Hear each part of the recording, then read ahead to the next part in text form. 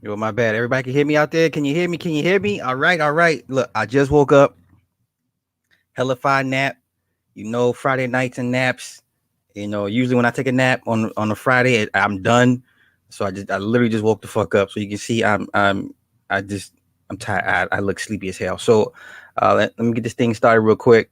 Latrell, hey. Tim, hey. Genesis, hey. Jesse, 8-win Eagle. Man, I said start Time Lord. I swear that shit sound like a damn casino. Greg, we gonna get into The Witcher. I liked it. I liked it. Slow burn, but we're gonna get into it. Simona, hey. Simona, I got the article. I'm gonna get into that. Don't worry. Crush. Enoble. Okay. We good? We good? We're good? All right, we're good. All right. Breaking Bad, a dope show. So let me run through the particulars. Once again, welcome back to the Morning Star Show. We're playing around with formats at this point. I'm gonna give a shout out to producer Cindy. You can always catch us on www.onthewakeupradio.com. We're on SoundCloud, YouTube, iTunes, Google Play, Stitcher, Spotify, and now iHeartRadio for replays if you guys miss it. No, I'm not taking any calls tonight. It's going to be a rather shortened show. Yeah, yeah. We're not going to take calls tonight. Next week, I promise. Tonight, nah, not so much. You can find me on YouTube on a SuperSlot75. Backup channel is Heavily Flawed Individual. Merchandise is available at teespring.com/supersly. Also, please feel free to donate any amounts of money that goes to website and airtime. It's a labor of love, but we still live in a costly world. If you appreciate the free content, please help to keep us. Please help us to keep the message uncensored and free. And you can always donate through PayPal at onthewakeupradio@gmail.com. Okay, so we had some shows come out of interest to me. First, we're gonna get into The Witcher. For those that don't know what The Witcher is, it's an RPG game. There's books. There's a Polish guy that created the series. So this is all of this is based on like Polish myth and lore, some medieval stuff. We're gonna go through the season, and I'll break down some things that I picked up, some signs and symbols. Like I always do. My man, form runners in the house. Big Mike, yes sir, Teku. I see y'all. That's what's up, Edmund. So let's get into it. Episode 1. Now, here's the thing with The Witcher. When you first watch it, the timelines are not linear. So what you see a lot of flashbacks. You have 3 storylines playing out all at once. 3 different people. Towards the end of the season, it all converges together. So this is why when you watch the first four or 5 episodes, they kind of seem out of place. There's a lot of time that passes for each of the characters. So I will do my best to kind of walk it through, and we'll make sense of it together. So Geralt, played by Henry Cavill, I think it's an awesome casting. Awesome. He plays an awesome Geralt. So he's the monster hunter. He's a mutant. He's created. So he's sterile. Witchers are sterile. He has supernatural abilities. He's also known as the White Wolf and the Butcher of Blaviken. Okay, so first opening episode, he kills a Kikimora in the swamp. He comes into a town looking for the alderman to get paid for the Kikimora he killed. Meets the alderman's daughter. Her name was Baroka. Baroka takes him to go see the wizard to buy the dead creature. Geralt meets the wizard. His place is a utopia with naked women in a lush garden, almost like a Garden of Eden with a bunch of naked women in there. Streckelbor is his name. Streckelbor wants to hire Geralt to kill a human named Renfrey. Under the curse of the Black Sun, the first eclipse in 1,200 years marks the return of Lilith Demon, goddess of the night. 60 women who gave birth around that time of the eclipse. The children all died from internal mutation. Now, Renfrey wants to kill Streckelbor. All right. Streckelbor delivered Renfrey during the Black Sun. Renfrey, as a child, strangled 2 puppies and gouged out the eyes of her maid with a comb. All right. Renfrey is resistant to magic. She's a mutated human. Renfrey is the last of Lilith's bloodline. Gerald refuses to take the job. Okay. The king and queen of Sintra prepare for war. This is going to tie in towards the very end of the series, the battle scene, the war scene. Okay. Renfrey confronts Gerald about Strekelbor's proposal. Strekelbor's man raped Renfrey and lost her title of princess. Blaviken Sintra's on the battlefield. The king gets shot in the eye with an arrow. The queen is mortally wounded. Sintra has been breached. The resident sorcerer creates a magical barrier to protect the castle. Okay. Gerald reminisces on his first monster kill. It was a rapist. Now, when they say monsters, Gerald has a code. Monsters to him could be anybody. Okay, could be creature, could be man. He doesn't differentiate like that. He has a moral code. So that, people always hire him to kill monsters, what they deem as monsters, and a lot of times it's not the case. It's always the humans that are the monsters. Okay. Renfrey agrees to leave Blaviken. Renfrey and Gerald kiss. Blaviken is on fire. Sintra is on fire. The magical barrier has been broken. The queen orders her daughter Ciri. Her name is Ciri, short for Cirilla, but still Ciri. So when you first think Ciri, you think automatically Apple. You think it's the Ciri for Apple. Okay. The witch is a take out of Brother Penn and Hermit Lecture. Yes, it is. Yes, it is. It very much so is. The queen orders her daughter Ciri off to safety. Ciri's prophecy is she is ordered through the law of surprise to Gerald. Once again, it will all tie in towards episodes 6, 7, and 8. Okay, as the castle is being stormed, members of the royal family ingest poison. Another one stabs himself in the neck, and the queen jumps out of a window. Renfrey tells Gerald of his destiny in a vision. His destiny is to take Ciri and protect her. Okay. Gerald returns back to the manor. Is told that Renfrey is holding Maroka hostage. Gerald and Renfrey engage in a sword fight. Gerald bests and stabs her in the neck. Ciri uses her screech powers to evade capture. Ciri is special. This is why she's supposed to be sent to Gerald for protection. She has something in her. She has magic in her. All right. Gerald tells Strekelbor to leave Renfrey's body alone, and Strekelbor convinces the people to turn on him. Maroka tells Gerald to leave and never come back. Okay. Episode 2. A couple meets Yennefer. She has a severe curvature of her spine. Yennefer is the second important piece, second person with her own story arc. Okay. The couple attack Yennefer. Yennefer teleports herself to the Tower of Gaul. And she then leaves back through a portal. Creates by a mage. Yennefer is still so okay. So Tasaya comes looking to purchase Yennefer. Okay, because she knows she has magical abilities. Okay, Yennefer is then sold off by her father to a witch. Then Yennefer is locked in the room. 3 days later, Ciri is still on the run and meets a deaf, melanated. We think he's deaf, a little melanated little boy. Okay, she's about to eat some berries. He says, "Hey, don't eat the berries." He's talking to her like he's deaf, but he's not deaf. He comes to find out he's not deaf. Gerald gets another job to hunt a devil that steals grain and is joined by a singing companion. This is where we meet Jaskier. Jaskier is his road dog.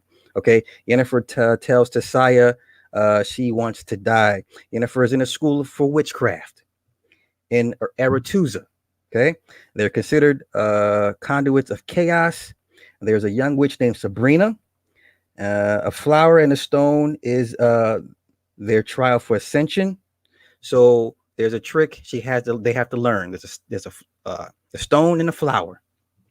Okay, and you have to take the energy from the flower to transfer it to move the stone. But Frangilla, the Black Witch, she's a sister. She's the first one to move the stone. But what ends up happening is her hand shrivels up and decays. So Tasaya shows her you can't do everything. You got to, everything's about transfer. So the lesson learned is for you to transfer the energy from the stone, from the flower to the stone. The flower dies, and then the energy transfers to move the stone. Okay. Frangilla, the black sister witch, is very important. The only problem with her character is not enough development throughout the series. Okay, so you know, it doesn't really get into why she does what she does, but she comes into her own. She's pretty powerful towards the end. All right. So Tasaya says there's no conjuring something from nothing. All right. There is a give and take. Tasaya demonstrates by taking the life force from the flower to use it to move the rock. Yennefer is unable to perform the trick. Tasaya is wearing a pendant of a triangle with the all-seeing eye on it. So everyone seen her necklace, you know what time it is, okay? Ciri stumbles upon a refugee camp of Central citizens. The citizens badmouth the king and queen. Ciri calls herself Fiona, okay? That's to protect herself. Gerald runs across the devil. He gets the best of it and then is attacked by a second assailant. Yennefer fails a thought transfer exercise. So the next exercise for the witches is to look in someone's eyes, because the eyes are the window of the soul, and you must be able to read their thoughts. She can't do it amongst her classmates. So she teleports back to, she meets a brother. His name's Emreith. All right. Back and forth. Yennefer's next task is to catch lightning in a bottle. That's the third trick, to catch lightning in a bottle. That was cool little sequence. There's a place in a cave where the lightning just strikes the rock, and they have to kind of stand there and hold the glass to catch the bottle. Oh my gosh. So one girl struck by the lightning. Another girl, she catches the lightning in the bottle, and then the bottle explodes in her face, cutting her face. It's pretty brutal. Sabrina, she's like the prodigy. Sabrina catches the lightning in a bottle. Yennefer is struck by the lightning, and in a rage, she shoots lightning at Tasaya. Tasaya deflects the lightning. Okay. Tasaya tells Yennefer she must learn to control her chaos and not become a slave to emotion. Gerald and his companion are captured and beaten by elves. Tong, the creature they're looking for, was stealing food for the elves.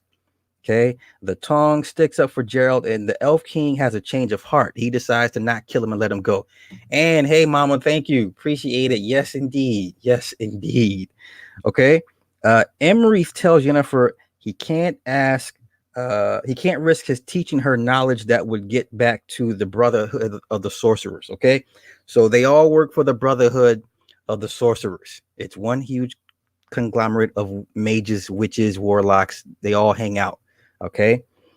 Elves taught humans civilization and magic through the humans, and then the humans turn on the elves.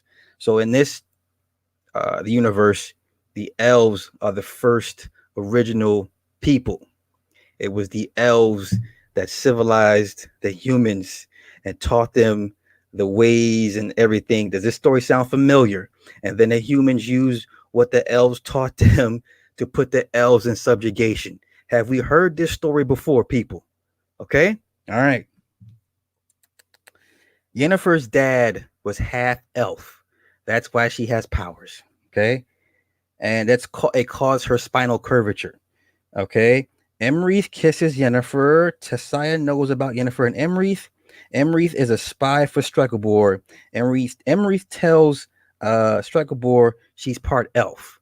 This is the politics that's going to come into play that kind of shape Yennefer's situation and her mindset. Okay.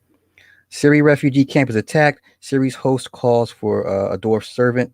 Calls the dwarf servant stupid. So the dwarf stabs her host in the back. This little midget dwarf. In a fit of rage, the dwarf grabs a knife and begins to stab the hostess in the back. Ciri is rescued by the deaf, melanated boy. Yennefer is not selected for ascension. So we think. Yennefer then is she sneaks out to watch them. So what happens is she's supposed to knock on the door. Tasaya tells Yennefer, wait for a knock on the door. That means if you hear the knock on the door, that means you've been chosen to ascend. She didn't get the knock on the door. So then she sneaks off into the cave and sees Tasaya with the other students. And as she's watching them, they all turn into salamanders. Okay. And then Tasaya knows that Jennifer's looking. So she calls Jennifer. And so then we cut there. So Geralt and Yaski are freed. Ciri discovers the melanated boy is an elf. The little brother that's deaf, he's an elf. Black elf. And he can talk. And his name is Dara. Tasaya then has Jennifer sweep the salamanders into the water. Tasaya gives Jennifer the nod of approval. So in a twist, the four witches that were supposed to ascend, that were the best and the brightest, they got turned into salamanders, and then Tasaya had her sweep them into a pond.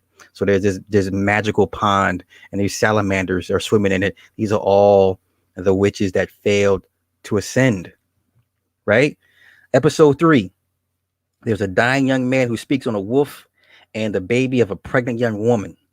The baby is half human, half wolf. Another witcher takes the job.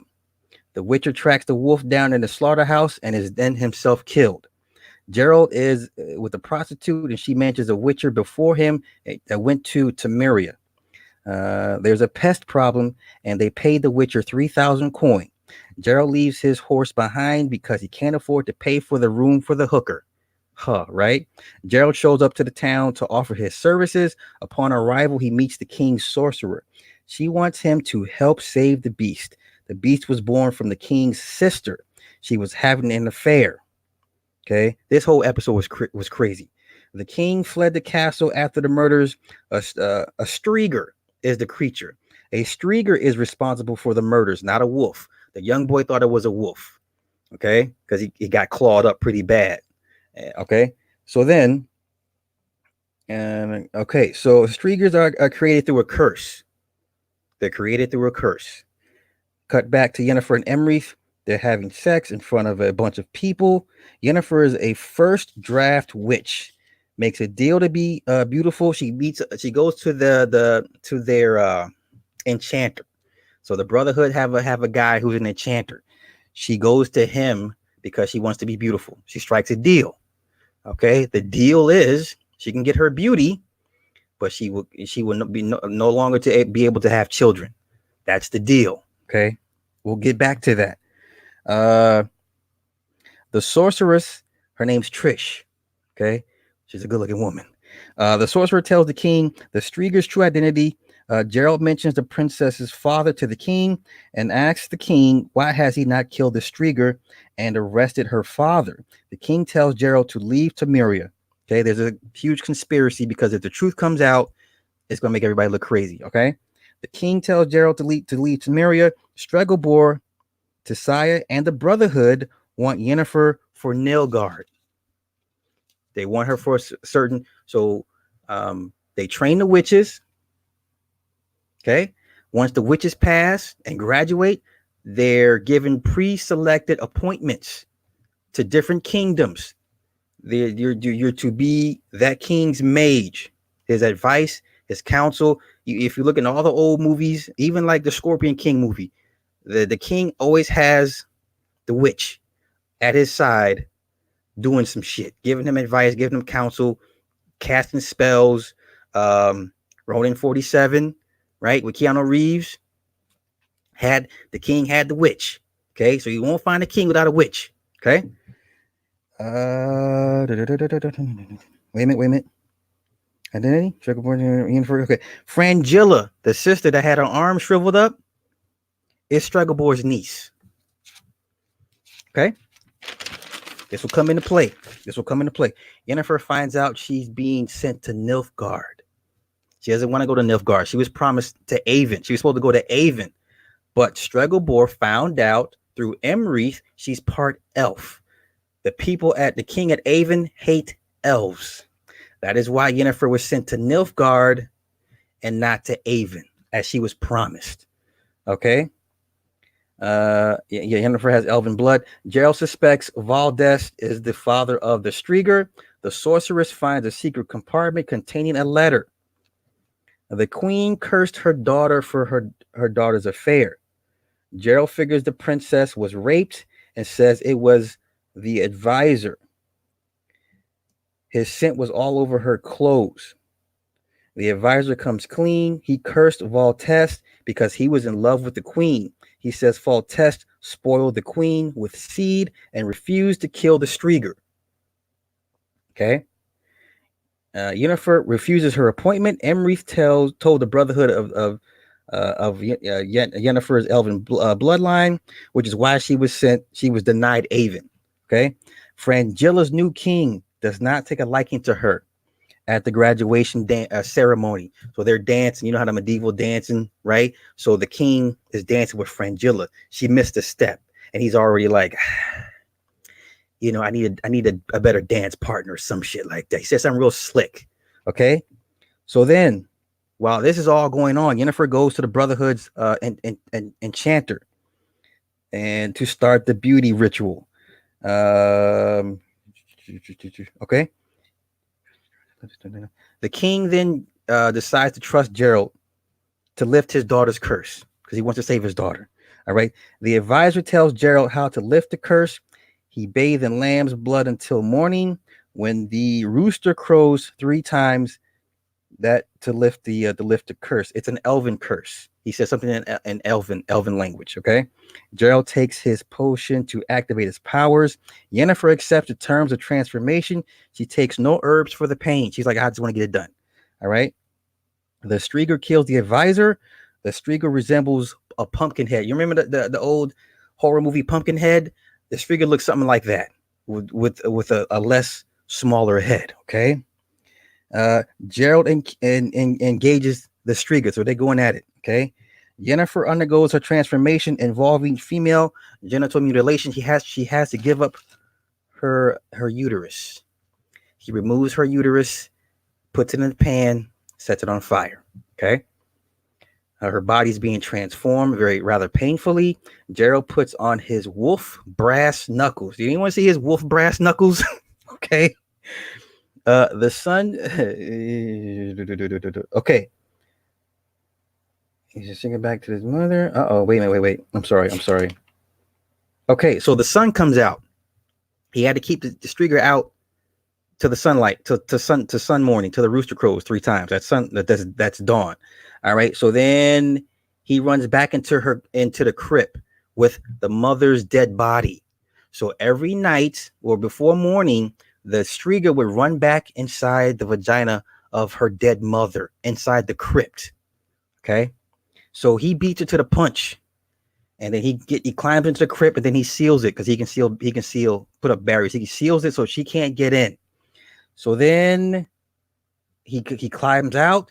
She's turned back into a human. She's still feral.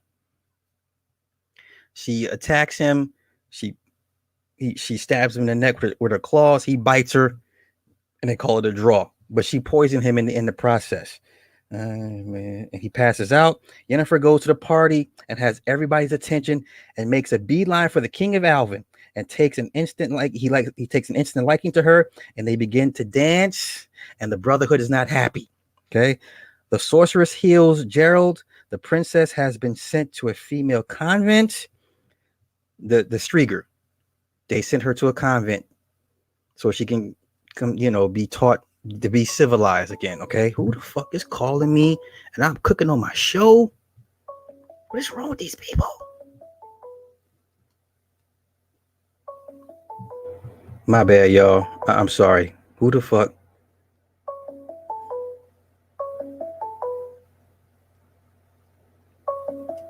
Somebody's gonna pay for calling me. Stop it. Oh my god. I'm sorry, y'all. I'm sorry. Okay, there we go. All right, back to cooking. Okay. Yes. Okay, the princess missing. Okay. Ciri wakes up and begins walking. Dara gives chase, but is shot by an arrow. Now let's go to episode 4. We do a flashback to Queen Calanth. Ciri walks into the forest and meets forest elves. The matriarch is a melanated sister. So the leader of the elves in Brooklyn is a sister. All right. And they all got locks. The little white elves got locks. Go figure. Gerald returns back to the pub after another successful kill. Jaskier has been sleeping with Centurion women and wants him to protect her. Wants him to protect him because he's a whore and he's been sleeping with people's wives. All right, Gerald and Jaskier attend a marriage feast for Pavetta. Pavetta is Queen Callanth's daughter. Okay, the forest dwellers are called dryads, not elves. And they capture and heal Dara. They drink the waters of Brookalon. Siri reveals her true name. Dara says her grandmother slaughtered Dara's family and that he's the last of his people. So there were other black elves. He's the last of his kind. Okay, due to Siri's grandmother, Queen Callanth. All right. Now back at the dinner, Queen Callanth flirts with Gerald. Now, mind you, the timelines are not linear. You have to understand these episodes. The first 5 episodes, these episodes are not linear. It's a lot of back and forth. Oh, that was my man X. My bad, X. Bro, I'm sorry. That was you. Wait. Bro, call me back. You got the Google number? Call me back. Who the fuck is this page me 45 while I'm cooking? X, call me back, bro. I'm sorry.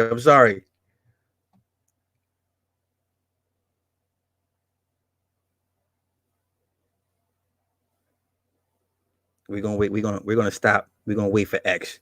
X is one of the few people that can call me and interrupt my cooking show. Okay. Do I fuck with Chronicles of Judah? I listen. I like Chronic. Here we go.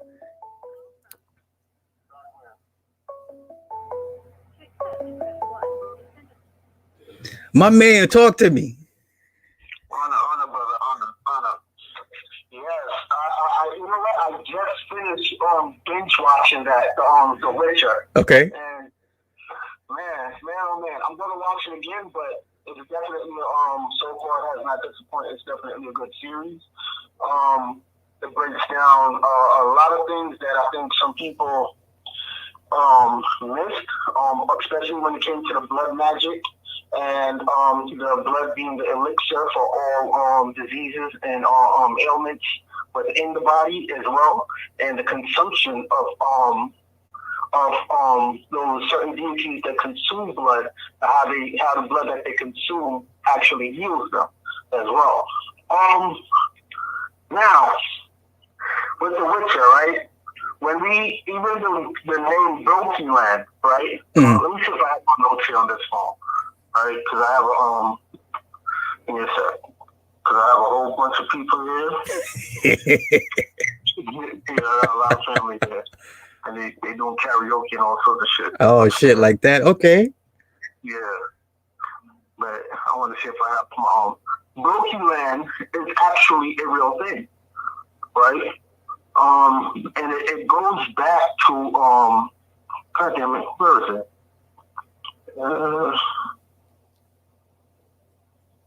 It's on my other phone. But Brokenland is an actual real thing.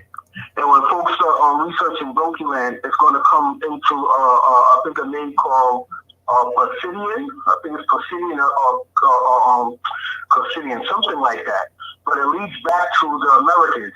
What you're watching when you're looking at The Witcher, it's giving you origins. A lot of these movies, a lot of these series nowadays, they're giving you origins. So it's dispelling a lot of things. Like, you know, when people say Caucasian folks sleep on monkeys and all that, that's not true. That is not true. Actually, they came from, I can speak for the ones in the Middle East. The ones in the Middle East over there in what you call in the Eastern Hemisphere, they came from the Middle Eastern Negroes, dark-skinned folks from the Middle East.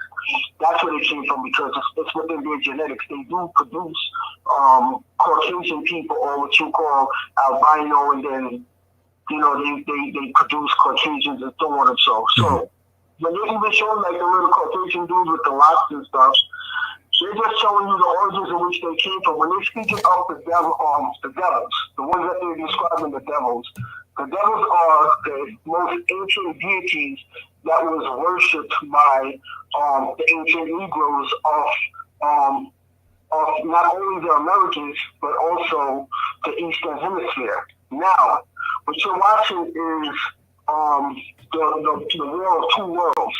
You're watching the war of the East and the West clashing together. You're watching, because don't think The Witcher is a good guy. The Witcher is not the good guy. Right. The Witcher is not the good guy. Nor is the girl that shot the lightning back at her mentor. Mm-hmm. Neither one of them were the good guys, but you flip the script to make you think that they are the good guys. This is why the Negro rich turned on them. Right, Frangilla. Yes. Yeah. Yeah, they didn't go too much into that storyline, but I think in season 2 they might go in more with that storyline. But what you're seeing is it is the usurpation of the most powerful magic. The most powerful magic is in what they now call the Western Hemisphere, which is here, and you have the Eastern Hemisphere that wants that power.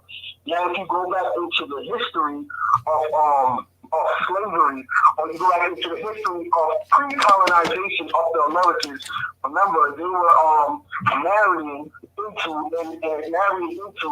some of the Negro tribes of the Americans, producing biracial children.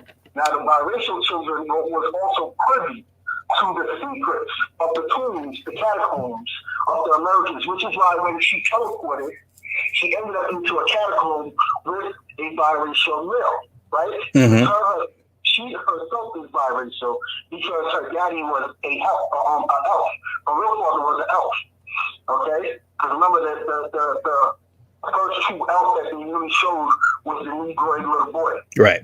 And he's telling the story of how his entire race was wiped out by the princess's her grandmother. Yeah.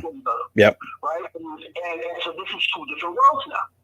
Because remember, the ones who are attacking who's after the princess and who went and wiped out her people, they came on their lands and did it to them. So they came back up, it goes back up to power, and they're coming back and doing it to them. So it's literally a battle of two worlds, East and West, coming together.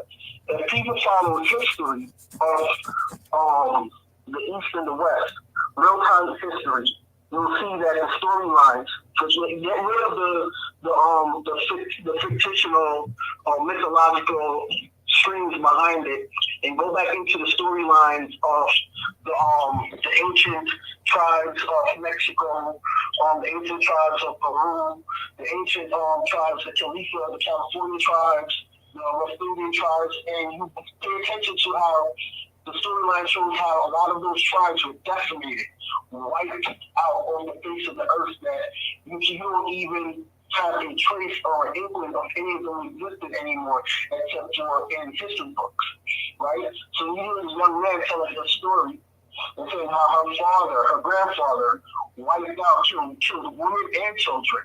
That's what they were doing in the Americas when the East ran off the invasion of the West, because they had to get rid of the women and the children, because they didn't want anyone to have any form of blood tie back to the land.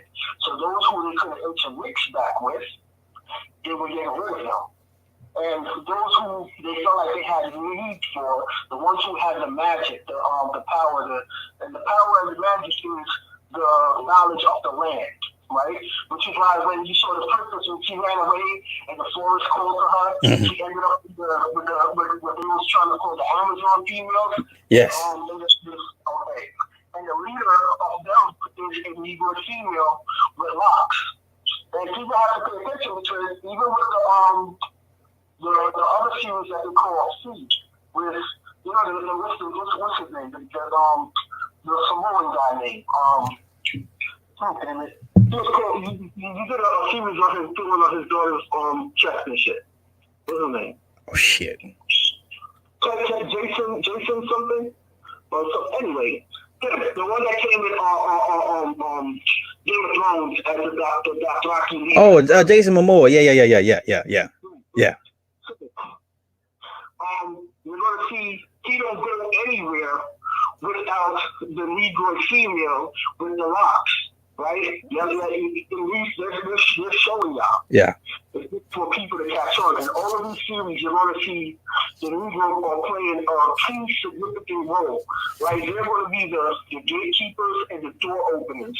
And as soon as they open that door, they get rid of them in the movie, right? Mm-hmm. And you're going to the invading party step foot through that door, right? Like when you show the when you were talking about God damn it. Damn, it slipped my mind. But anyway, you're gonna see that. You're gonna see when the princess ran into the woods, you saw the Negro female with the locks. Mm-hmm. So she's giving her a choice. It's like, you stay here, we'll protect you, or it's your choice if you want to go back out there. Right. But what people need to pay attention is she then went into the forest, sort of entire makeup of how they got all these stuff set up, and she still decided not to stay. Now, the last surviving heir of his people, of his land, which is a little elf boy, went and Billy Barry along with her and put himself in danger, right? Yeah.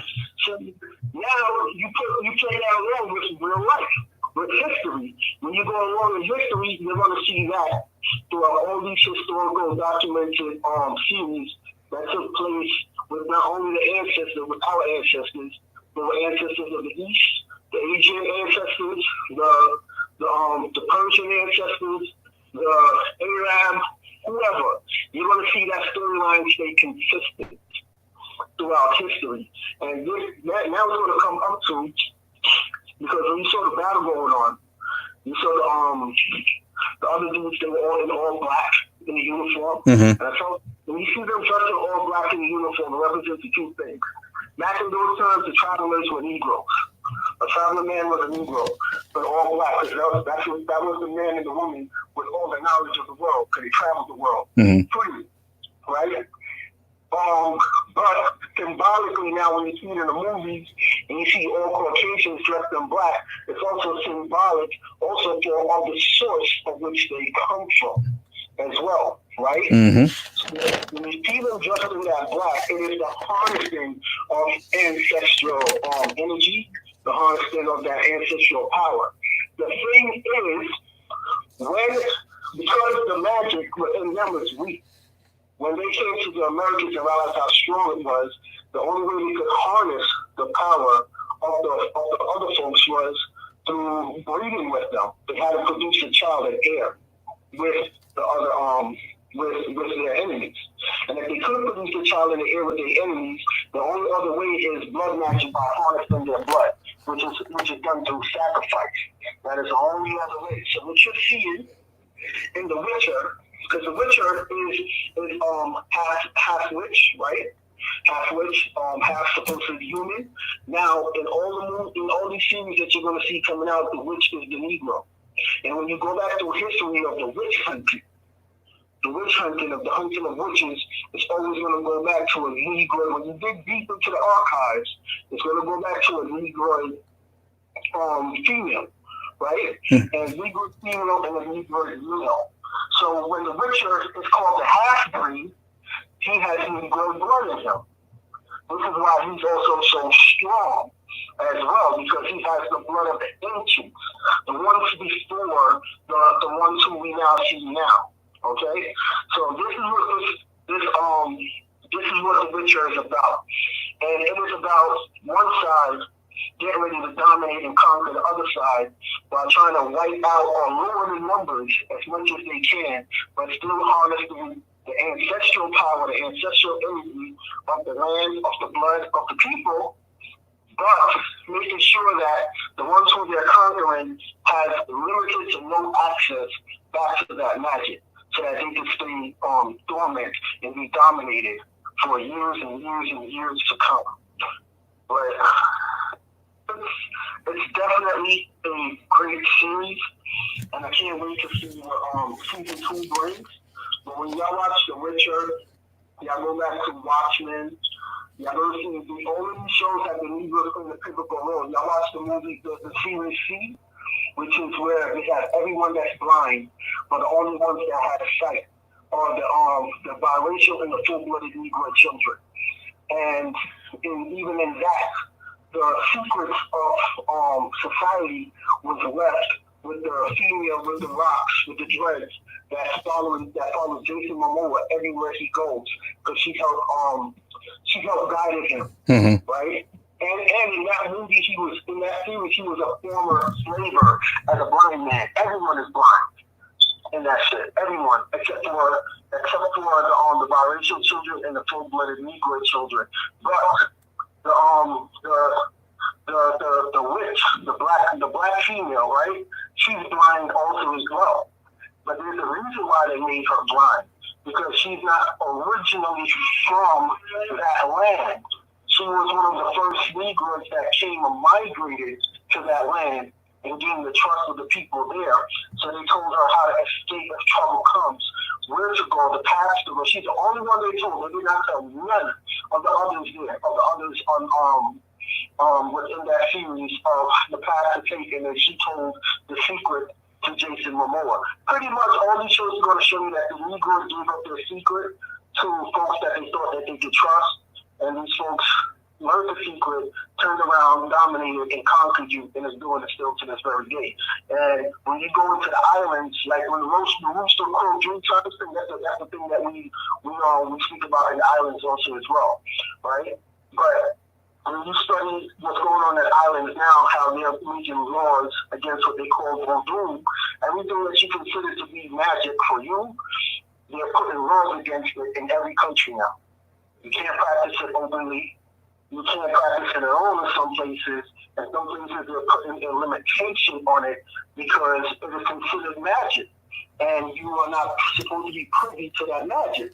This is why also they have another series that matches up with The Witcher, where they're speaking of the water and the purity of the water, and the water is the source of all magic. The magician, the water is the source of all magic, and how they contaminated the water and left a little bit of magic for you, the regular folks, to have within you, but the spring well of all magic of the original source of the water, they use it. They build a dam, drive up that land, and transfer the run of the water to a different place where only they have access to it. Because they said water is the life source of all living things, which is true.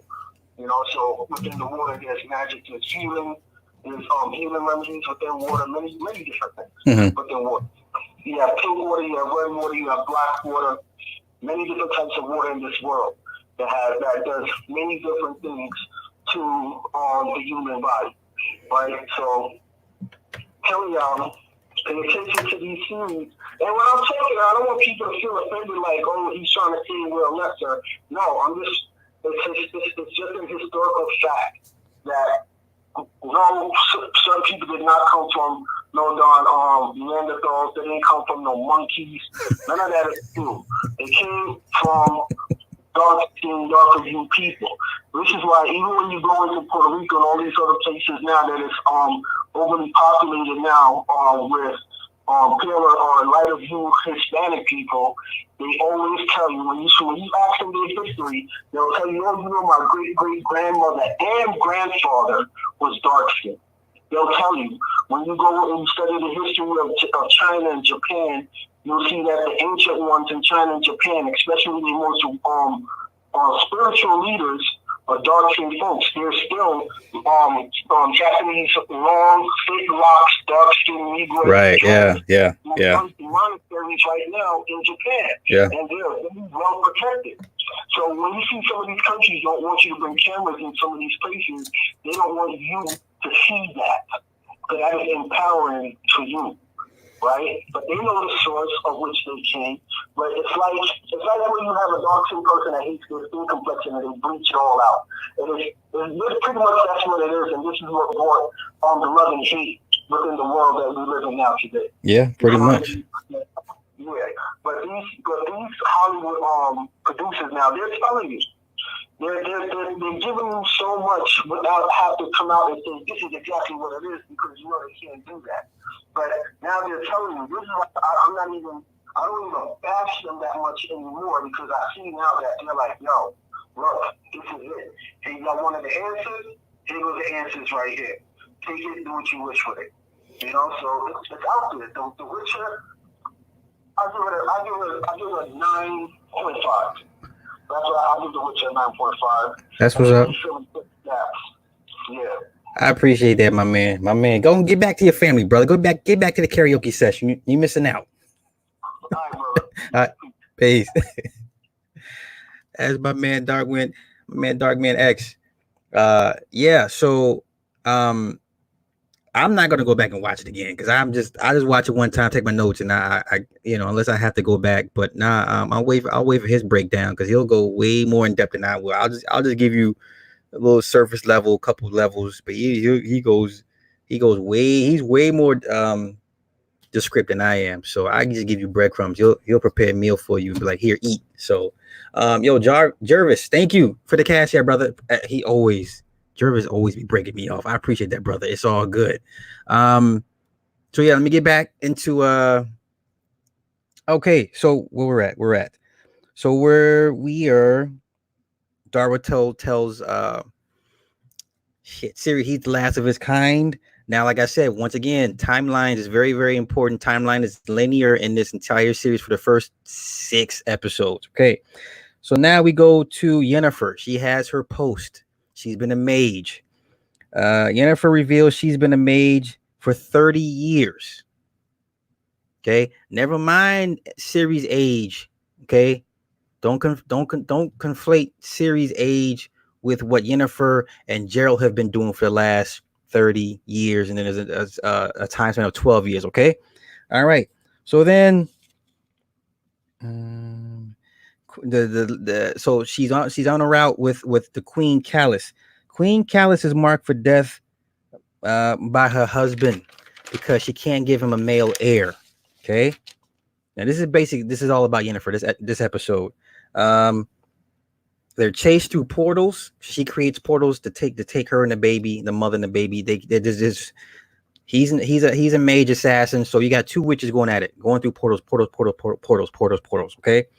So then the queen blames Yennefer for all this. So Yennefer creates a portal for herself and leaves the queen and the baby to fend for themselves. The assassin shows up. He has like this mutated ant, like a killer ant that he sicks on people to kill everybody. Okay. So then the assassin kills the queen, but then Yennefer opens a portal to snatch the baby up at the last minute before it can be killed. But the baby dies during the process.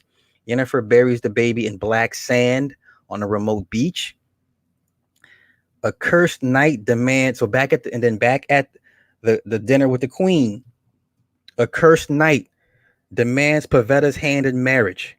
So what this is a marriage feast. So what happens during the marriage feast? You got a bunch of knights that come through and ask for the daughter's hand, the princess's hand in marriage, and the king and queen be like either yay or nay. Okay. The queen orders him killed. Geralt steps in, and they begin to fight off the queen's guards. So his helmet is removed, and he's like a hedgehog. He has the head of a hedgehog because he's been cursed. So imagine Sonic, imagine a real life hedgehog in a human form. This is what you would have. Okay, they begin to fight off the queen's guard because he says, "Look, I'm here to claim the princess's hand by law of surprise," and we're going to break down what the law of surprise is. Okay, they begin to fight off the queen's guards. The one king, he even joins in just out of respect for the law of surprise. Okay, so the woman is acting irrationally, right? She don't respect the law. The law is logic, right? So even the king is like, no, bitch, you can't do this. You got to respect the laws and that's already been in place long before you. Okay. The queen orders everyone to stand down. Pavetta knows the cursed knight. His name is Lord Urchion. They have a relationship. He's from Erlenwald. He saved the king, and he saved the prior king, her first husband. He saved him, and he's owed payment. And what happens is the law of surprise. The man whose life was saved has to pay that debt back, no matter what it is. So if the man wants your daughter for his wife, guess what? Because he saved your life, You got to give up your daughter to him. It's called the law of surprise. All right. Queen Caliph then goes to stab Urchion, but Pavetta lets out a scream. This is where Siri gets her power from. Okay. She lets out a scream. It causes a concussion wave that hits and knocks everybody down. Caliph is like, oh, she tells Pavetta, I thought your grandmother's gift had skipped you like it did me. Okay. Pavetta, don't. So Caliph finally acknowledges the law of surprise and agrees to marry the king. Also, King Ice, the guy that was fighting with Gerald, he says, "Well, I since we're doing law of surprises, I'm going to marry this woman. I'm going to marry the queen as well." And then Caliph also agrees to let Pavetta marry Lord Urchion. Okay, and then back at Brooklyn, Siri drinks the water. Nothing happens. So if you drink the water and you have ill intent, it will kill you. It didn't kill her because she doesn't have ill intent. Okay, so then back at the union ceremony, Pavetta and Urchion kiss. Her kiss breaks the curse, and he's turned back to human. Okay, so then that's that timeline. So then after the fall of Senta, the first, going back to episode 1, when the kingdom fell, the mages they track Siri to the forest of Brooklyn. So they're hot on her tails. So they know where she's at. Or at least they know where she went. Siri sees the tree of life. And then the tree of life asks Siri, who are you, child? There's a tree to ask her that. Okay. Now get to episode 5. Mouse Shack from Senta. He's their mage. Was their mage. He's been captured. He's been taken captive by Kahir. Kahir hires a doppelganger. He calls himself Wee to assassinate somebody. The doppelganger assumes Mouse Shack's identity and thoughts and stabs and kills Mouse Shack. Mouse Shack's last words are, "You don't know what she is," referring to Siri. Yennefer is in Rind performing spells for money. The mayor charges her a magic tax. The Dryads allow Siri to stay in Brooklyn. They know her true identity and that she'll have to choose to stay or run. Gerald is fishing in the lake for a djinn because in this episode he's suffering from insomnia and he wants to capture a djinn to help him relieve his insomnia. Gerald finds the bottle, but Jaskier grabs a hold of it and breaks the bottle, breaks the seal, freeing the djinn. Jaskier begins coughing up blood. He attempts to make 2 wishes, therefore binding the djinn to him.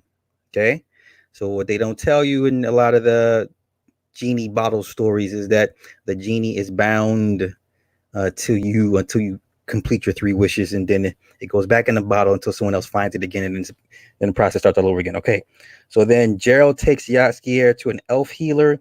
Jaskier's throat has been attacked. The elf healer says he has a magical injury and tells him of the mayor's mage, aka Yennefer, that can help. Yennefer and Tessaya catch up on old times. She comes to visit Yennefer and asks Yennefer to come back to Aretusa. Yennefer is like, "The hell with you! I'm not coming back." Okay. Oh my! What the hell this woman say? This woman said, "I'm driving. I got 3 beers in my system. I'm at a red light. I'm not drunk."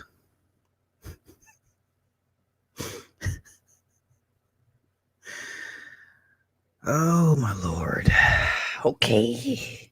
That was too much information. Too much information. Yes, now you know why NYC tree and cut all the trees down, the willow, chestnut, hickory. Yes, trees of life. Yes, indeed. Yes, indeed.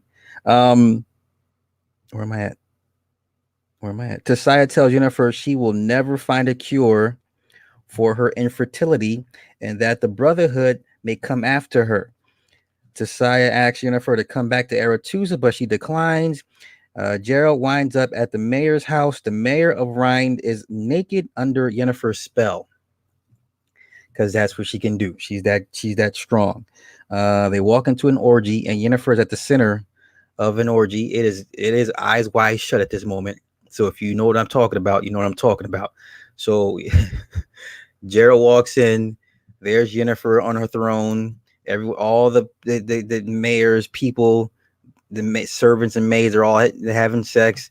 Yaskier's off to the side, coughing up black blood, and he's looking at some woman's breast. It's just a fucked up scene. So the magic doesn't affect uh Gerald like that. So he's like talking to her, like, "Look, I need your help, whatever the case may be." Okay. So then, to the spell. She sees the insignia and agrees to help. So she has her own motives, which will be explained. Jennifer says, "Ragamuffin," and the people come out of their come to the senses and put their clothes back on and leave. Jennifer states that the Witcher are created by magic for that came from the Brotherhood. Witcher and are indigo. Well, okay, so it's implied that the Witcher in this universe could be indigo or moon children. So the Witcher, Gerald's background is he was abandoned by his mother. It's also implied that his mother was a witch of some sorts. Okay, so once again, episode 7 and 8 kind of will fill in the gaps for Gerald's background. All right, and Gerald notices the cuts on Jennifer's wrist. She's a cutter. Okay. Gerald recognizes the Jinn insignia as the Seahorn. The Jinn is also tied to his master. Yennefer needs Jaskier to make his third wish so she can be the vessel for the Jinn. Okay, because she's obsessed with reversing an infertility issue. Yennefer puts Gerald under a spell and he wakes up locked in chains along with the elf healer. Gerald apparently attacked certain council members that were going to vote out Yennefer, and he was under her spell. Yennefer draws a ram's head in the area of her uterus or an amphora. Now, if you didn't know what an amphora was, you would think this was a ram's head. What it is, an amphora is a jar with two handles on the opposite ends of it. Okay, but like I said, if you didn't know what an amphora was and you looked at the insignia, you would think it was a ram's head. Okay, so. Okay, and she demands Jaskier make his third final wish.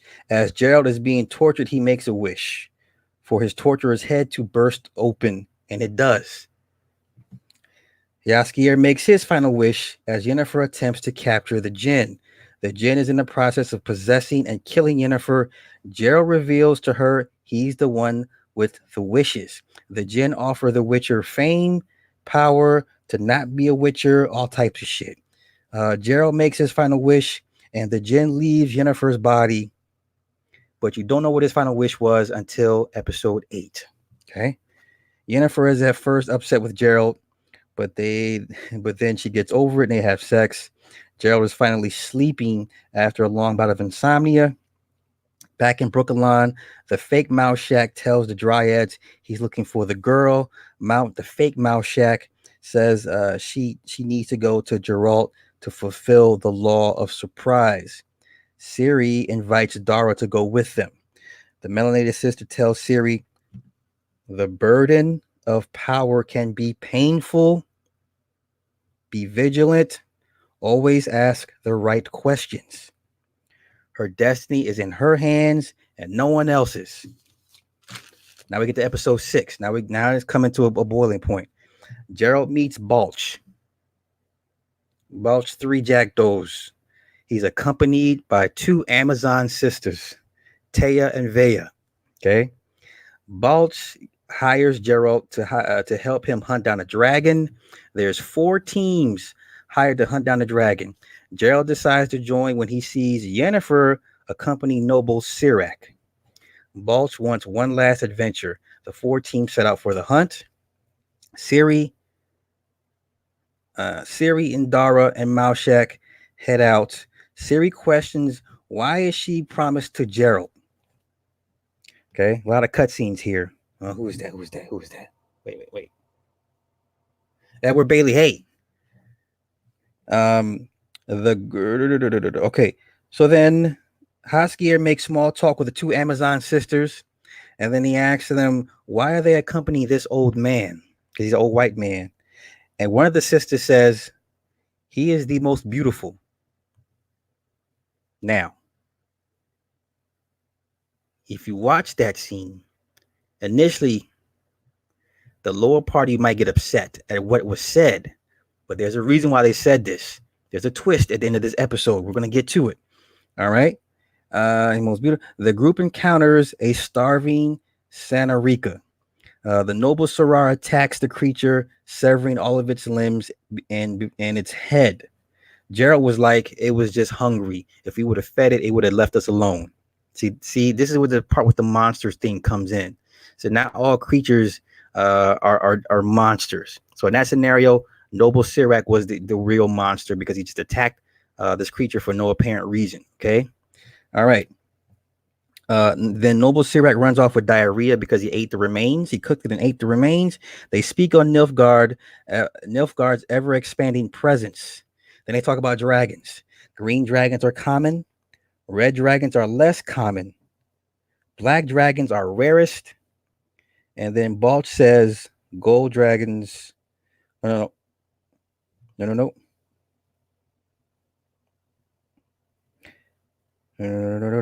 So Gerald says, well, gold dragons are a myth. He also says gold dragons are the result of mutations that are intentional. Dara asks Fake Mouse Shack, well, how did you escape the attack and why did you abandon the princess? And then we come back to Geralt. Geralt says he says Geralt pulled him through a portal and rescued him. Dara tells Ciri, people that escape a siege get captured and get turned. He reminds her to ask the right questions. So the brother is shocked. He's like, I don't believe this dude. This dude's full of shit. He's asking questions. She's asking questions. Okay. Yennefer is looking for Noble Sirac. His body is discovered with his throat slit. Yennefer says one of the Reavers killed him.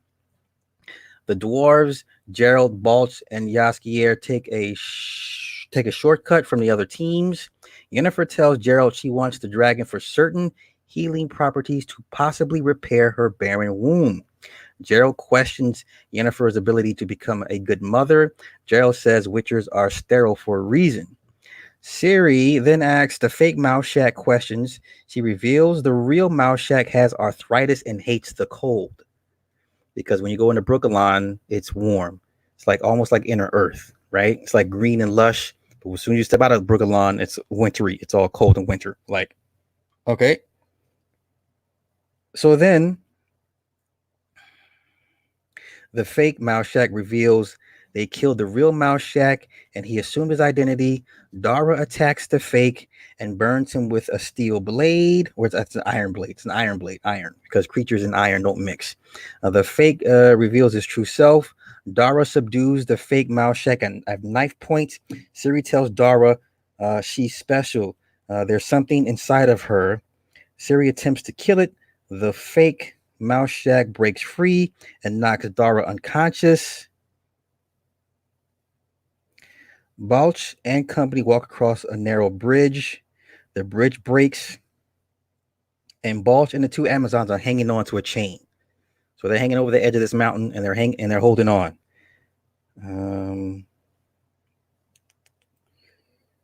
Okay, so then Gerald tries to save them, but Balch lets go. He says thank you, and he lets go of the chain. And he falls over the mountain. And then the two sisters, they let go of the chains, and then they fall. Right, so we all like, oh shit, they're dead. It's some cliffhanger shit. Like he was holding on, and okay. So that night, Gerald and Yennefer reconnect. She tells him she's always wanted to be important to somebody. Ciri is rescued by Cyan. The fake Cyan shows up. The fake Cyan says, "You lied to us. You didn't tell us what she is." The fake escapes. They have a fight, and he runs off. So then Yennefer enters the cave and sees the dead green dragon with an egg. The two Amazons, we just saw you bitches just die. They show up all of a sudden. They're like, back up, stay back. Okay. They show up to protect the body of the dragon and the egg. The gold dragon shows up. the rarest of all dragons shows up. It's fucking Balch, the old white man. That is why the sister called him the most beautiful. Okay. And he's talking to Gerald and Yennefer telepathically. Okay. The Reavers show up to kill everybody and to kill the dragon and win the prize and the title of the Lord from the king. So a huge fight breaks out. You got Yennefer and Geralt, fighting off with the Reavers. You got the gold dragon protecting the egg, and you got the two Amazon sisters. And they also fighting. Okay, so it's a huge fight. They whooping ass. All right, the dragon burns this dude to death. Very, very Game of Thrones esque. All right, Balch comes back in human form. He gives the dragon teeth to the dwarves because on Yennefer's way to the cave, she freezes the dwarves in a time freeze, right? They're stuck and they can't move. So when the battle's all over, the dwarves recover, and then here comes Balch and the two Amazons at the end after Gerald and Yennefer have already left. He gives the dwarves two dragon tooths as proof that they killed the dragon. They get the reward. All right. So then Gerald's final wish was revealed. Balch tells Yennefer she will never have children, and tells Geralt, "You will lose, Yennefer, but his destiny is still out there." And then the Witcher yells at Jaskier in anger. That's episode 6. Now we get into the good stuff. Episode 7.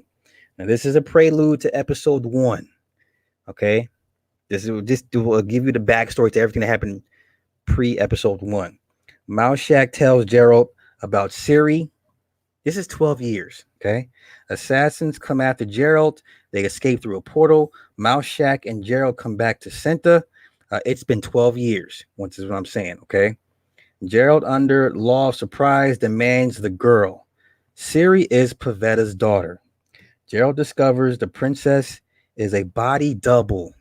Remember Star Wars Episode 1, Phantom Menace, when Padme had the little servant girl. The servant girl was actually the princess, vice versa. Same thing here. Callum refuses to give up Ciri. King Ike takes Geralt prisoner. So Episode 1, when everything is going to shit, Geralt was in the jail. Okay. All right, so Emreith and Yennefer try to reconnect. Emreith leaves. Another mage convinces Yennefer to leave for Aretuza. They're concerned about Nilfgaard's pending attack on Cintra. Okay.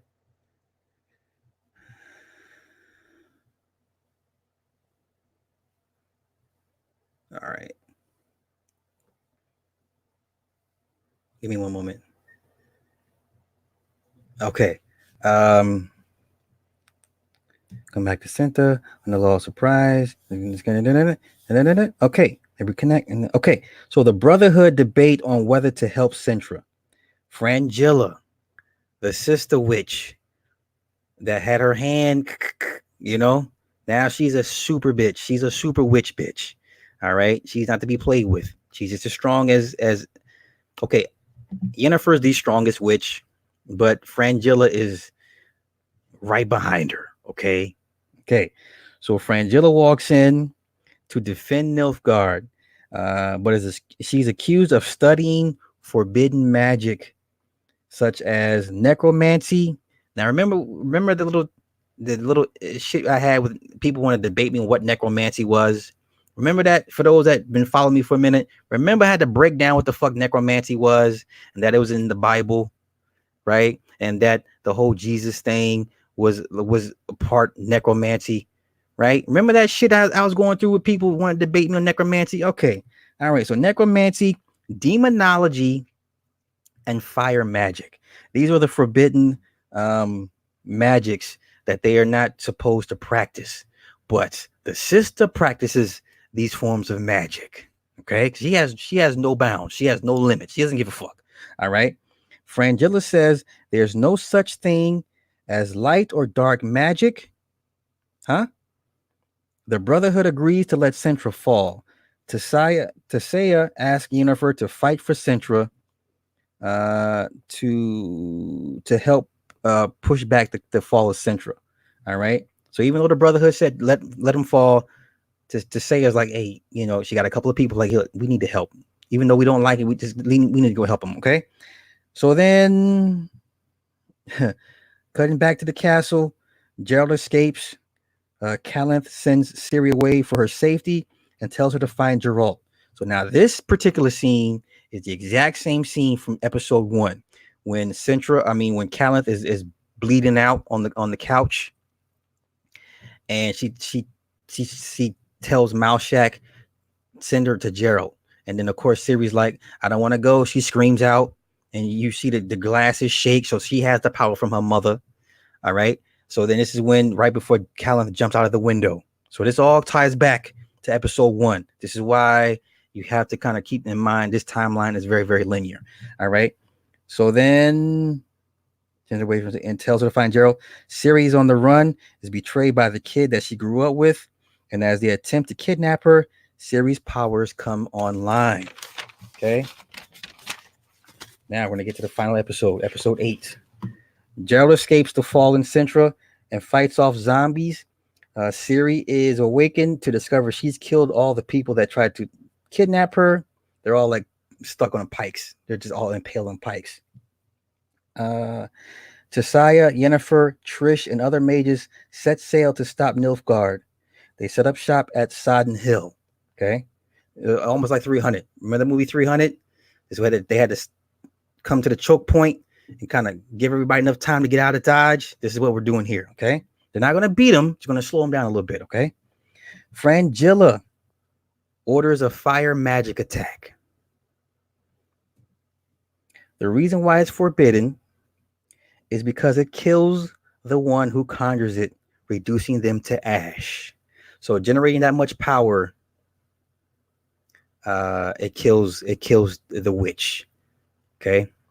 That's why fire magic is forbidden. It will kill you. Okay. Frangilla. Okay. Tasaya tells Yennefer to stay behind in the tower and to reserve her chaos. Gerald is recovering from his injuries from the zombies and has hallucinations. Trish conjures up mushrooms that release spores that kill the pending Nilfgaard troops. They then launch sulfur bombs over the second wave of troops. Coral, another mage, she uses telekinesis to choke approaching troops on the front line. Force choke, aka Darth Vader. Everyone's favorite Jedi powers is a force choke. Like if there's one power I wish to have, and if it would be force choke, because I'd be force choking a lot of motherfuckers. All right, that would be my thing. Okay, so she can do that. Vilgefortz teleports behind enemy lines to engage Cian. Vilgefortz can no longer draw magical swords and then is then kicked down the hill, and then he's knocked unconscious. This guy Vilgefort, he has a sheath and he can just draw swords, magic swords, and he ran out of juice because Yennefer can telepathically connect to talk to everybody. She's like, yo, she's at the tower. She sees everyone did all these different fronts of fighting, and she's kind of giving advice. So she's trying to tell dude, hey, reserve your power, man, because you're using too much. So he couldn't no longer draw his magical swords. Cyan kicks him down the hill. He's knocked unconscious. Okay. Frangilla, this bitch, she opens a portal and she has her archers shoot into the portal, and then she opens the portal at their station, and it kills a bunch of witches. It was a nice shot. It was smart, right? I was like, oh, that's an interesting trick. Okay. So then one of Frangilla's mages drops a box of magic worms. These worms crawl into the ears of our heroes, and then it controls their minds, and then it makes them turn on each other. So then Tasaya tries to reason with Frangilla. Frangilla poisons Tasaya. Gerald has flashbacks. He's abandoned by his mother and is then taken in by Vesemir, who made him a witcher. Now we get into the battle, and they're starting to get killed off. Coral is killed. Sabrina, under worm control, destroys the sulfur bomb stockpile. Then she stabs Jennifer, and then they're blown off the tower. Sabrina's knocked unconscious. No, she's not. She's not unconscious. She's out of the fight. She's really fucked up from the fall. Trish has been stabbed and burned and is fighting to hold on. Frangilla offers Jennifer a position in Nilfgaard. Vilgefortz awakens. Gerald is taken to a healer. Yennefer unleashes a firestorm and burns everybody to shit except Frangilla. Frangilla made it out. Okay. And then she's no longer seen at that point. After she unleashes her full power, she disappears. Gerald recovers and walks off into the forest and finally runs into Ciri. She gives him a hug and then asks him, "Who's Yennefer?" So if you understand what's going on in this universe, it is going to be Gerald, Yennefer, and Ciri. Yennefer and Gerald are in charge of protecting Ciri. So you have the father, the mother, and the child, the Holy Trinity. So that is The Witcher season 1. I liked it. I just wish they were a little bit more clear and concise on the timelines. But after you listen to it, if you watch it enough times, you'll pick up on the timelines. Okay, that was The Witcher season 1 finale. Now let's get into the Mandalorian season finale, episode 8. Once again, Baby Yoda putting foot to ass. Putting foot to ass. IG-11 is also this episode is called Redemption. A beautiful story. Beautiful. Because Mando gets over his gripes with androids. It was a sad episode. So let's get into it.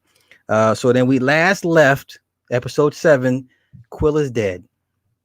The Scout Rangers, the Imperial Scouts, they scoop up Baby Yoda, right? So now they're speeding off to the rendezvous point because now they're waiting for Gideon to come get Baby Yoda. So then they have a small talk about Baby Yoda, and then you can hear over the intercom that Gideon is killing people because they're wasting his time or just pissing them off. Baby Yoda starts moving around. The dude punches Baby Yoda twice. Oh my lord. Yo, watching this dude punch Baby Yoda in the head. Oh my, it was so disturbing. And even though I know it's a puppet, I'm like, damn, he's punching Baby Yoda in the head. So the other Imperial Ranger, he's like, yo, I want to see it. It's not moving. We should check on it to make sure it's okay. He's like, you just want to see it. So he opens the bag to look at Baby Yoda. He's like, what is this? And then he bites his finger. He bites one of the Rangers' fingers, right? So then they're taking target practice. So then IG-11 finally shows up. Now remember episode 7, after Quill pretty much died at the doorstep of the ship, I said, where the hell was IG-11 the whole time? IG-11 finally shows up, beats the crap out of the the troopers, and he takes Baby Yoda. Okay. Now back at the cantina, the troops still have Kreef, Mando, and Kara pinned down. They decide to head into the sewers. Gideon reminds each of them what an E-web cannon can do. So he's setting up an E-web cannon outside of the cantina to kind of pretty much end them, right? Gideon gives them until nightfall to make a decision. Mando knows Moff Gideon from his childhood. It was his droids that attacked his home world, and then he shows him being rescued by the Mandalorians. They took him in. The Mandalorians are not a race, but a creed. Now, initially in the canon, yes, they are a bunch of humans, but for the most part, Mandalorians. You can be a Mandalorian. You just have to honor the creed and the laws of Mandalore. Okay. Moff Gideon was an ISP officer doing the purge of Mandalore. Mando attempts to hail Quill. Mando hears a Baby Yoda over the intercom. IG-11 tells him Quill has been terminated and that he is protecting Baby Yoda. IG-11 shoots through a blockade of stormtroopers. So he's on a speeder and he's going towards where they're at. So he starts shooting up everybody, doing what IG-11 does, because he's a killer still, you know. Um, so then they engage the troopers. Kreef, Mando, and Kara engage the troopers. There's a huge shootout. IG-11 is injured. Mando grabs the E-Web cannon and begins to mow down the troopers. Gideon comes out and shoots the E-Web cannon's generator. It blows it up, and Mando's knocked down. He's injured, and then all four are forced back into the cantina. Mando is severely injured and tells them to take Baby Yoda back to Mandalore, because he's pretty much done. Like that's how bad his injuries were. A flame trooper sets the place on fire. He's about to walk in and ignite the place one more time. Baby Yoda steps in as this dude is about to launch the flamethrower. Baby Yoda steps in, raises his hands, closes his eyes, and then directs the flame back at the trooper. Baby Yoda, what can you say, right? And then he passes out because he's tired, because it took all his energy. Okay, and it passes out. All right. So then Mando and IG-11 stay behind while Kreef and Kara take Baby Yoda into the sewers. IG removes Mando's helmet, because Mando says no one, no human, no living person can see my face. He's like, I'm not human. So he takes off his helmet. Of course, it's Pedro Pascal. If you didn't know who Pedro Pascal was, Narcos, the first season of Narcos, he was a dark-haired cop. That's where Pedro got famous from Narcos. All right. So he's all fucked up. So then IG gives him a Bacta spray. IG tells Mando a joke. IG and Mando meet Kara and Kreef in the sewers. During their escape, they find scores of Mandalore helmets and armor in a pile. Mando accuses Kreef, and in walks the female Mandalorian, the blacksmith. And she says, we revealed ourselves after the fight on Navarro, when he first took Baby Yoda back, and then Mandalorians came to help him escape. And then she said Imperial soldiers showed up and killed a bunch of them. The female blacksmith begins to melting the armor and is told Baby Yoda is the one who saved him from the Mudhorn. He tells her his species can move things with his mind. She says, I've heard of such things. The songs of eons past tell of battles between Mandalore the Great and an order of sorcerers called the Jedi that fought with such powers. She says Baby Yoda is a foundling, and by creed, it is in Mando's care, and that he must reunite it with his people. Mando tells her, you want me to search the galaxy only to return him to enemy sorcerers? She says, this is the way. Mando earns his signet. It is a clan of 2. The troops enter the sewers. Mando earns his Rising Phoenix jetpack. It operates telepathically, so he has to learn to use it to respond to his commands. Okay. The blacksmith stays behind, and then she dispatches a bunch of troopers in very, very brutal fashion. So this bitch can fight. The foursome make it to the lava flow and the ferry across. There's troopers waiting on them for the other side downstream. The boat doesn't stop. Kara destroys the droid ferry unit. IG-11 offers to buy them time to escape. IG-11 tells Mando to tell it the child will be safe in your care. If you do so, I can default to my secondary command, because IG droids can't be captured. They have to self-destruct. That's just in their programming, period. All right. So then IG says, and Mando says, well, but you will be destroyed. IG says, and you will live, and I will have served my purpose. Mando says, we need you. IG says, there's nothing to be sad about. I never been alive. Now, mind you, this is a freaking robot, waxing poetic about, what's alive and all this good stuff. You know what I'm saying? So this is an AI, basically talking logic to a human about life and death. The odds of that, right? IG hops out of the boat into the molten lava, then walks to the opening. And it's pretty sad because, it's walking through the lava, and the lava is pretty much eating up at the legs, and he's walking, and it's pretty sad. So then he gets to the opening where the troopers are, and he says, I'm IG droid 11, something I cannot be taken hostage, and he self-destructs and he blows up himself along with all the troopers that were waiting for him at the end. It was pretty sad. All right, so then they float out. Gideon in a TIE fighter does a bombing run on the trio, but he misses. So then Kreef tells Baby Yoda, hey, do the magic hands. And so then Baby Yoda waves back at him like with the magic hands. So upon his second run, Mando puts on his rising, it's called the Rising Phoenix jetpack, shoots up and in the sky, launches his grappling hook onto Gideon's ship. So then Gideon's trying to shake him off the ship. Mando places a bomb on the ship, blows the ship's wing off. Mando lands. Gideon crashes. Kreef offers Kara a position as an enforcer in the guild. He also offers Mando his position back in the guild, and he can say your price is going to go through the roof again.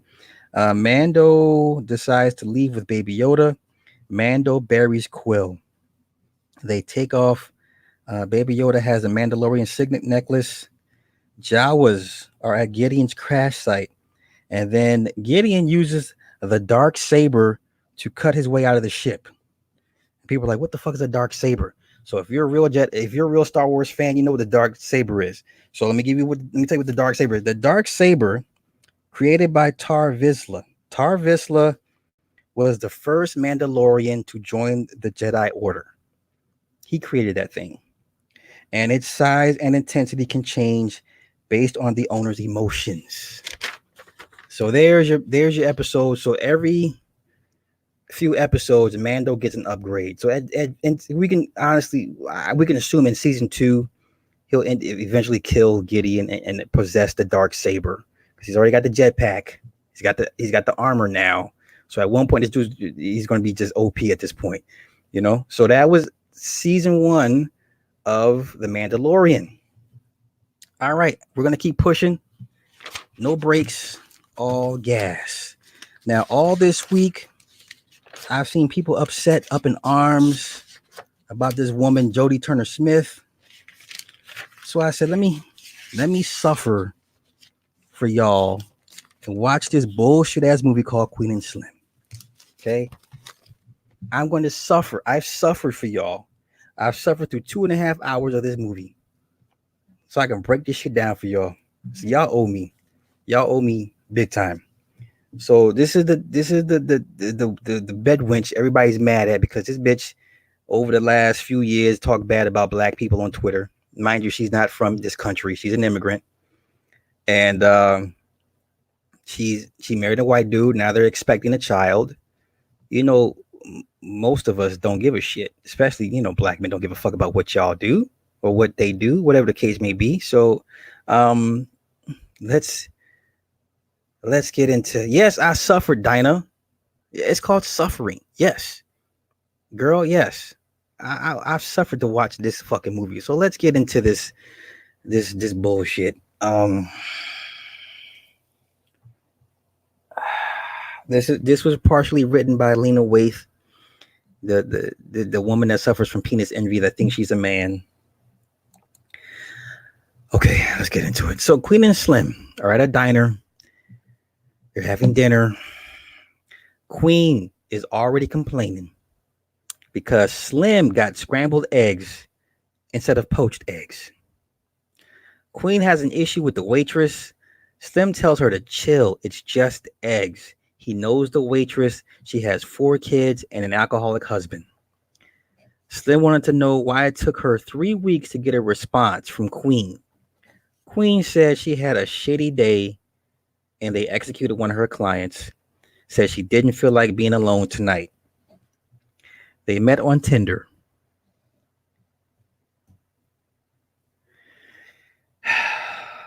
She liked his picture, said he had a sad face. Queen asks him, is this the only spot you know or can afford? Slim says it's black owned. This is the light they are putting black women in these movies. So on the drive home, Queen takes his phone to give him directions to her place. Queen goes through his phone. Slim snatches his phone back after Queen rebuffs his wanting to get to know her better. Yeah, Slim offered to get to know each other better. She says, "Nah, I'm good." So she's a dinner whore. Okay. The car briefly swerves and the sirens go off behind them. Queen asks him if he has any warrants or narcotics. The cop tells Slim to put his hands down. Queen tells the cop he only had it up because the light was in his eyes. The cop says, "I'm just trying to see inside the vehicle." Now, mind you, we brothers, we all know when you get pulled over by a cop, you don't have your music playing and you turn on your inside lights. So for some odd reason, this character decides to have the music blaring while being pulled over. When the cop walks up to the side of the window, the cop had to tell him to turn the music down, and he didn't turn on the interior lights. Okay. The cop says license and registration. Slim says, "I'm reaching for my wallet." The cop says, "I can see that." Uh-huh. Queen says, "Y'all like to shoot first and ask questions later." The cop says to Queen, "You got something you want to say to me?" Queen says, "No, I don't." The cop says they failed to execute a turn signal and was weaving a bit. Y'all owe me for this. The Zane says we don't have to do this movie. Yes, we do. We have to do this movie review because for some odd reason black folk are just upset at this bitch. The cop radios dispatch for possible DUI. Cop tells Slim to exit the vehicle. Slim says, "Can I ask why, officer?" The cop says, "No, you may not." Slim is being patted down. The cop asks, "Have you been drinking?" Slim cracks a smile and says, "No." Cop says, "What? Why is that funny?" Slim says, "Because I don't drink." Cop tells Slim to pop the trunk. As the cop searches his trunk, Queen honks the horn and asks, "Do you have a warrant?" Cop says he's already agreed to the search. Slim tells the cop, "Could you please hurry up because it's cold?" Oh, okay. The cop pulls his gun on Slim and tells him to get down on the ground. Queen gets out of her car and demands an explanation, asking why is he under arrest. She asks for his badge number. Slim and the cop tell her to both get back in the car. Queen refuses, then reaches in her pocket for her phone. The cop shoots Queen in the thigh, and then Slim charges the cop. They tussle. Slim grabs the gun, then shoots the charging cop. Of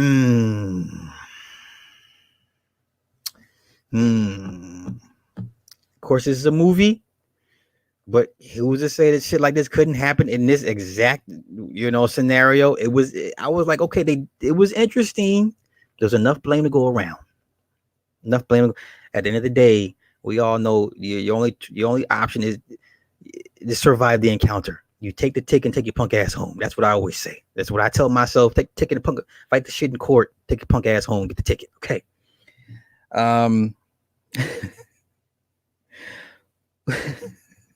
So the cop is dead.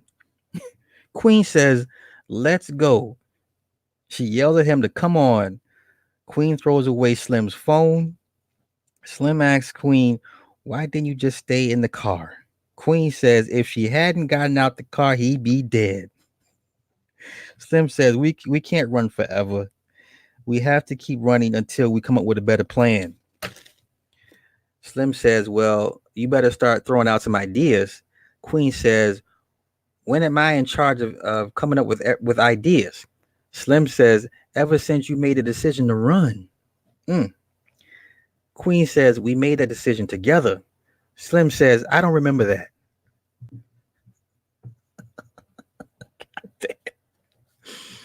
Slim is looking for a phone to call his family. Queen says they'll know where we are. They'll kill us. Queen says, "You're a black man that killed a cop and took his gun."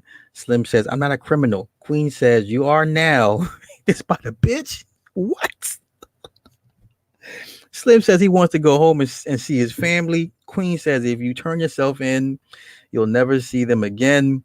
Queen says, let's just keep moving forward, please. Slim Slim says, ask her, what about your family? You don't care about leaving them behind? Queen says no. They decide to drive to Queen's uncle in New Orleans. Queen is wearing all white, so there is some color magic going on here. Queen is wearing all white. For those who didn't notice that, okay. Let me see. Hold on.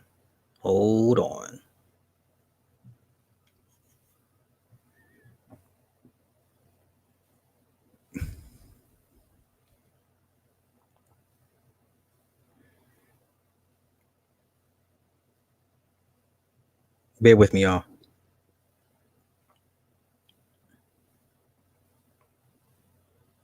Okay. Where man? Okay, Queen can move forward, please. Okay, so and okay, Slim has gospel music blaring. Queen says, turn it off. Slim says, it calms me down. Queen says, I can't hear myself think. Slim says, I don't care. Queen turns it off anyways. Slim says, don't touch my shit. Queen says, pull over so she can get out. Slim says, you ain't going nowhere.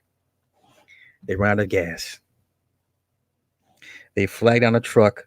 The guy offers them a ride and asks if Queen is okay, referencing a gunshot wound. Slim sees a badge on the dashboard. He's an off-duty sheriff. What are the odds? They're in Kentucky. They left their wallets in the car. The sheriff gets the APB on his radio. They kidnapped the sheriff in his truck. They put the sheriff in the trunk of the Honda. Slim asks Queen, why didn't you just let him help us? Queen says that is their job, to make you feel like you're helping them. Queen asks Slim, you want to be the state's property? They pay little kids to go into McDonald's to order them food. Queen complains about the noise Slim makes when eating, because Slim eats with his mouth open. That would bother me too. I'm not going to front. Slim asks her if she's a good lawyer. She says she's excellent. Slim says, why do black people always feel the need to be excellent? Why can't we just be ourselves? Oh, okay. This is terrible, right? This is a horribly written script. Horribly written script. Okay. The little kid shows them the viral footage, asking if that's them. Slim says no. Then as he pulls off, Slim hits the kid's dad. The dad tells the kid, quit crying like a little bitch. The boy says, Mama told you to stop calling me a bitch. Dad says, I'll call you what the fuck I want to. What? Oh my God. Slim asks, where's the nearest hospital? Queen says, we don't have time for that. Slim tells her to calm down. Queen says, don't talk to me like that. Slim says, I'll talk to you however I want to talk to you. Dad says, y'all sound like me and my bitch. The boy says, don't call my mama a bitch. Dad says, nigga, I wasn't talking about your mama.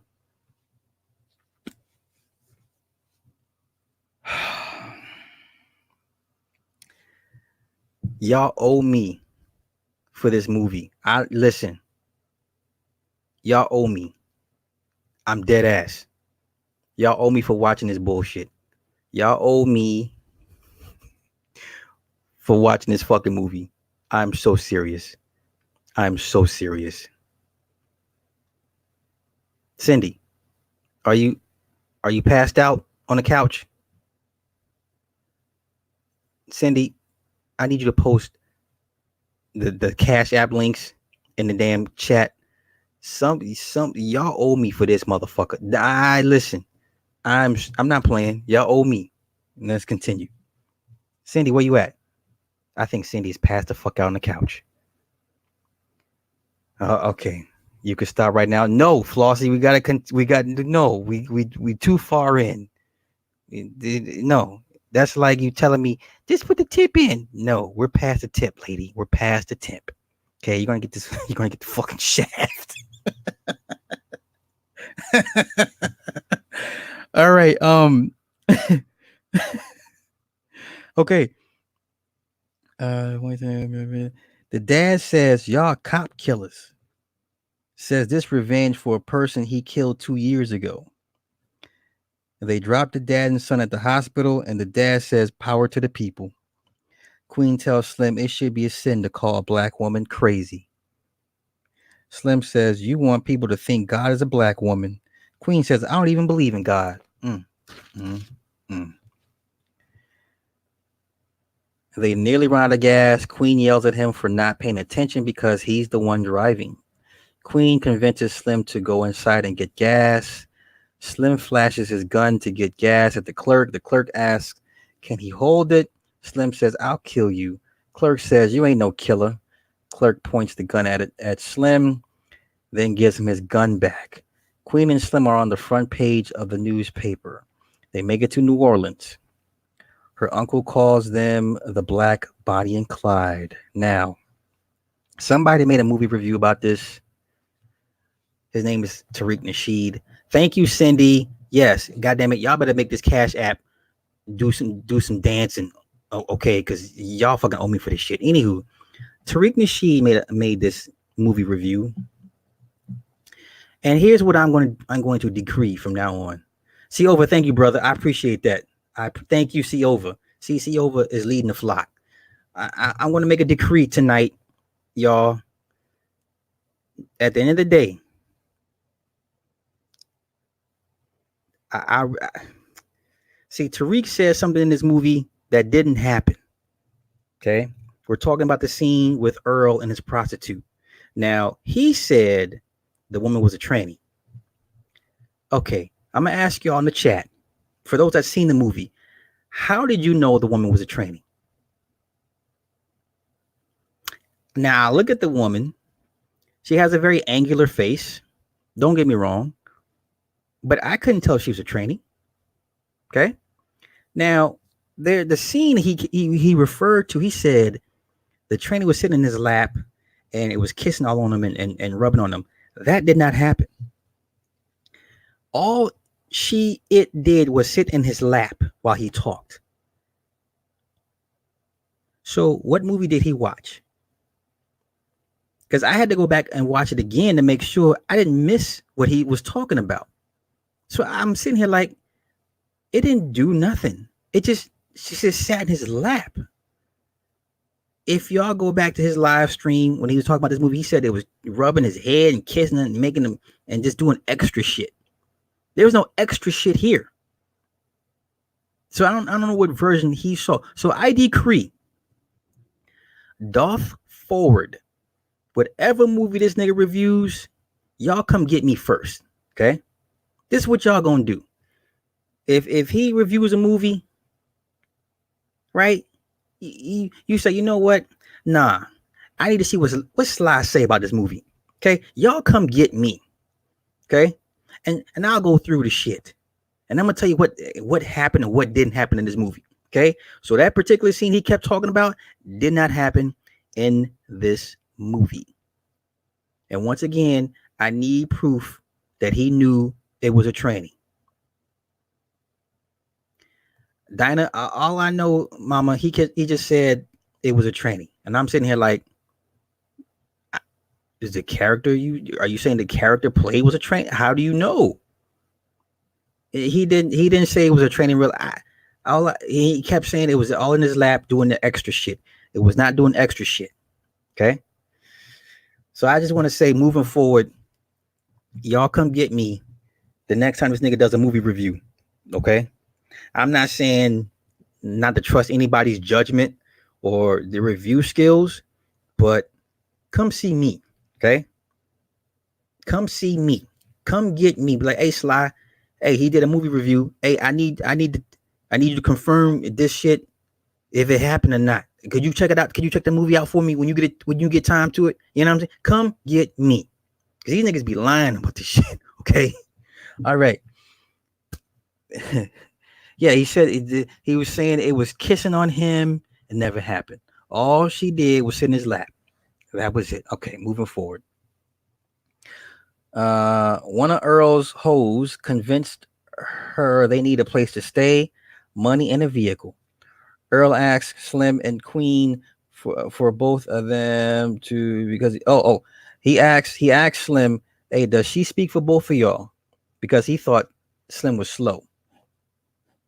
Slim says they should go to Cuba. Earl asks Queen if she has a better idea. Earl says they need to shave their heads. As one of the hookers tends to bandage her wound, which was the tranny, which I don't know if it was a tranny. Like I said, the angular faced woman bandaged up Queen, and then she goes into this little diatribe. She says he needs us to worship him because out there he ain't shit, but in here he's king. Mm, that's some real shit for you right there. That's some real shit for you right there.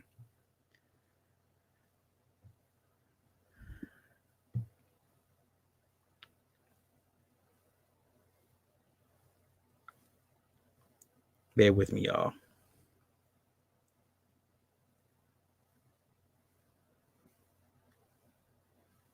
All right.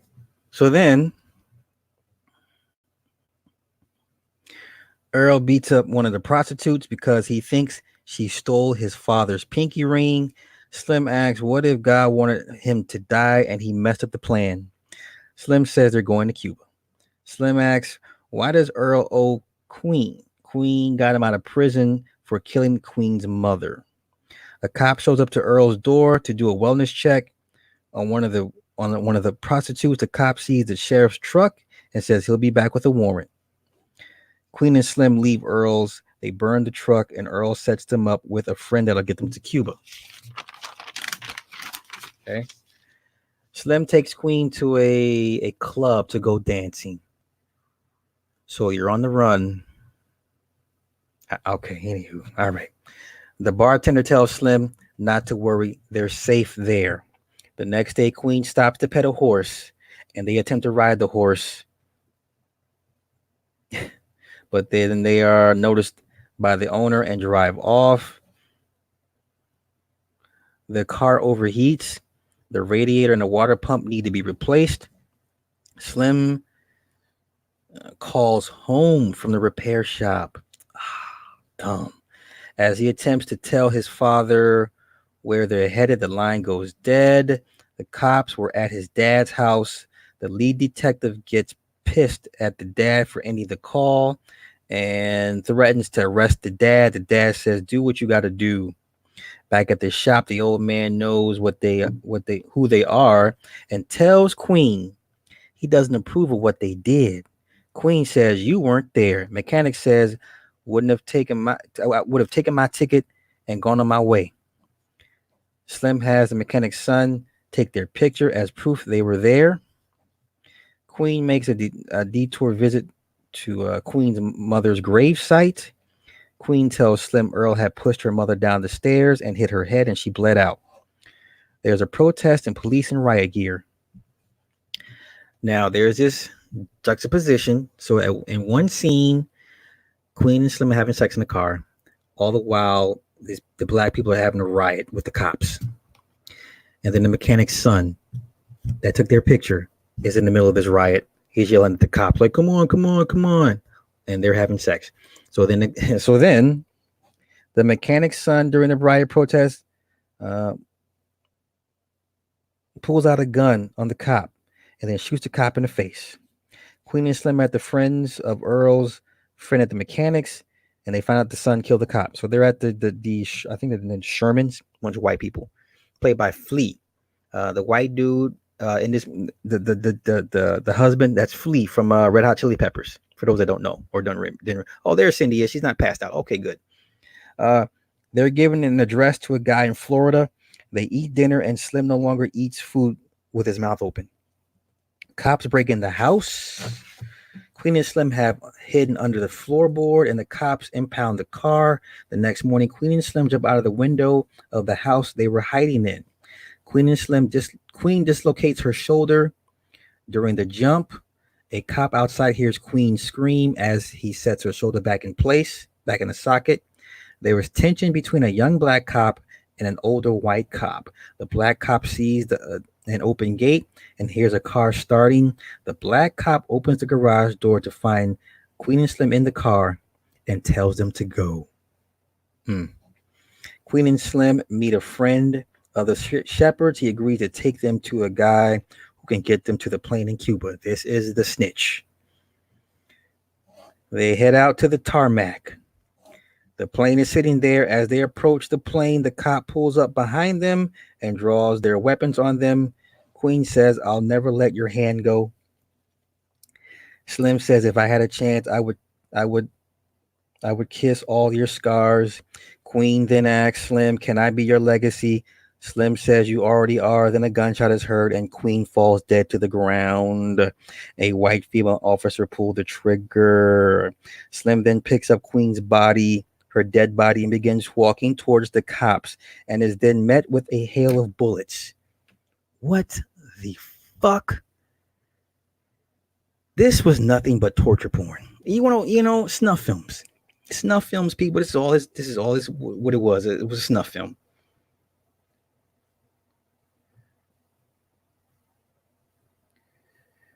This was a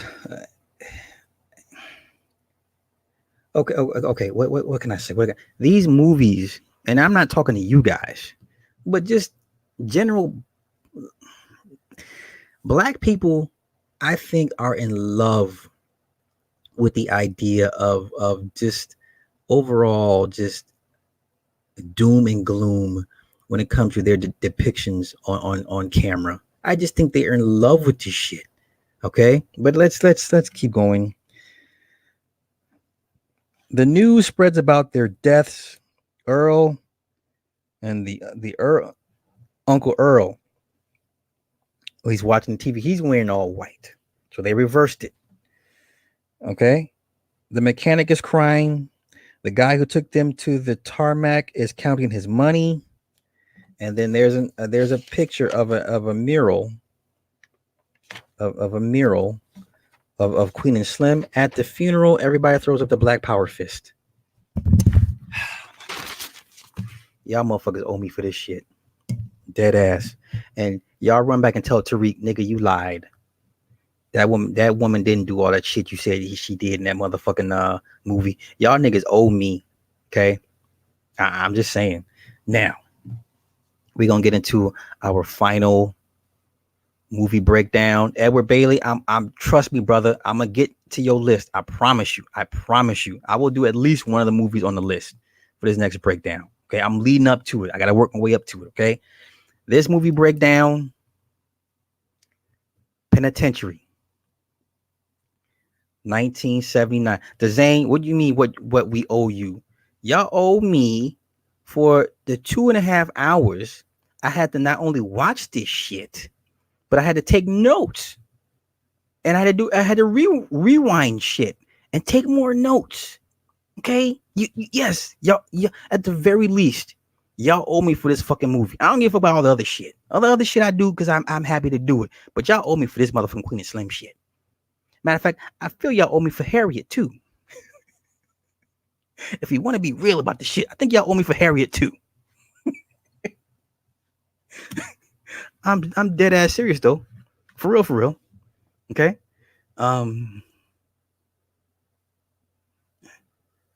Okay.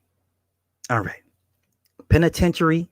I know. Yes, Body and Soul, sir. I'm on it. Body and Soul can be seen. I know. I got it on my phone. Oh, we ain't got the Fire Stick. That one, brother. It's in my phone. That I promise you this, Edward Bailey. That will be one of the movies we discuss next week. I promise you that. You have my word on it. Okay. So we're gonna talk. Harry at least was supposed to be good, right? Dinah, baby, no. We knew Harry was going to be trash to begin with. Okay. It was. Let's get into Penitentiary, 1979. Leon Isaac Kennedy. Dun, dun, dun. It's a prison movie, but there's some stuff in here that I want to touch on because I think it's important. Okay. Now, Let's get to it. I'm at 2 hours already. I'm doing pretty good. So here we go. Too Sweet. His name is Too Motherfucking Sweet. Too Sweet. His motherfucking name is Too Sweet.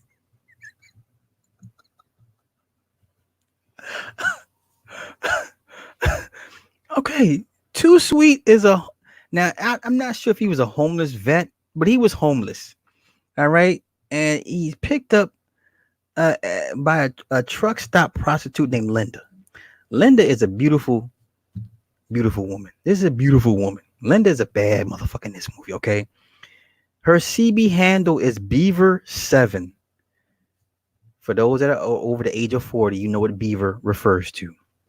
She gets a page for two Johns waiting for her at a restaurant. Too Sweet and Linda walk in. The Johns call her a filthy whore and a slut that just finished up with a dirty nigger. The Johns then attack the prostitute. Too Sweet jumps in. Too Sweet is then knocked unconscious from being hit over the head with a bottle. Now we get to the prison. We go to the prison. Okay. In the prison, Big Jesse and 5 other inmates are taking dibs on the new prisoners. The group is called the Bandits, short for the Booty Bandits.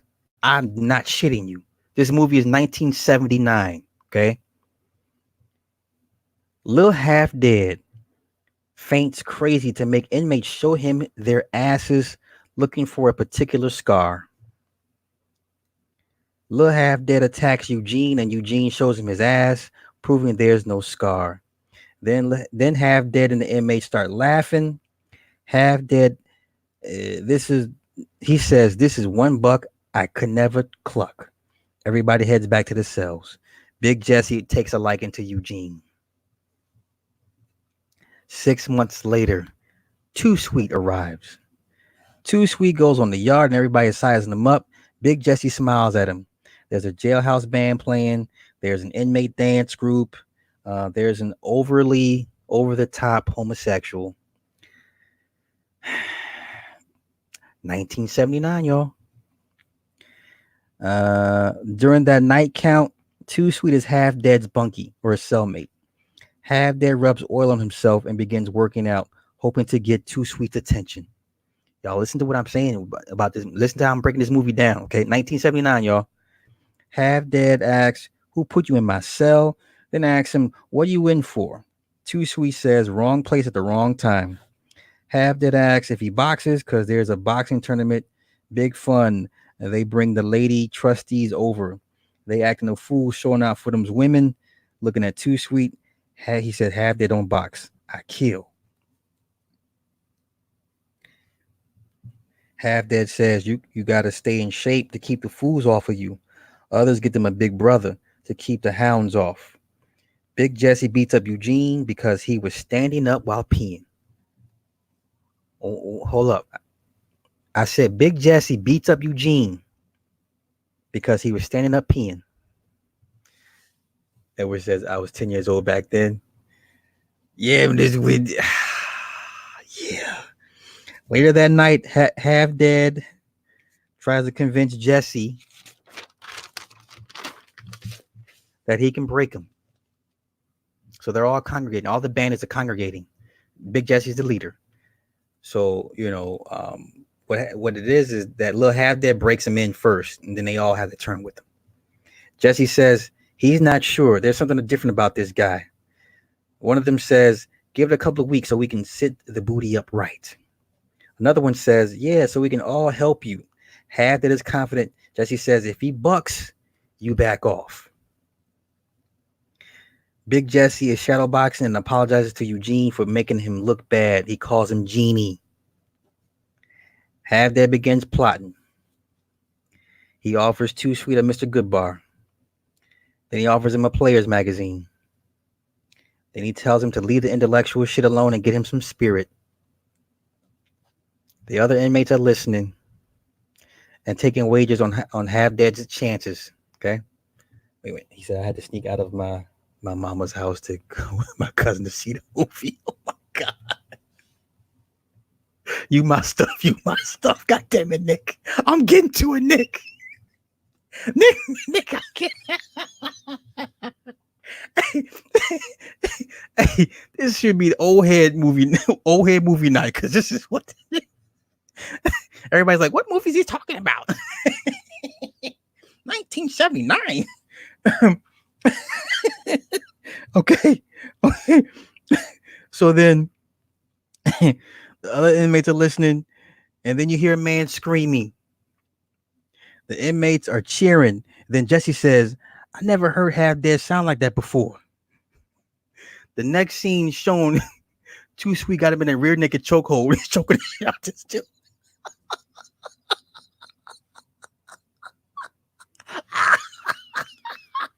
He's choking the shit out of Half Dead.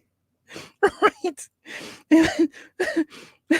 And so then Half Dead bites his arm. Half Dead then begins to choke. Too Sweet saying, I'm gonna bust you, sissy. You my stuff.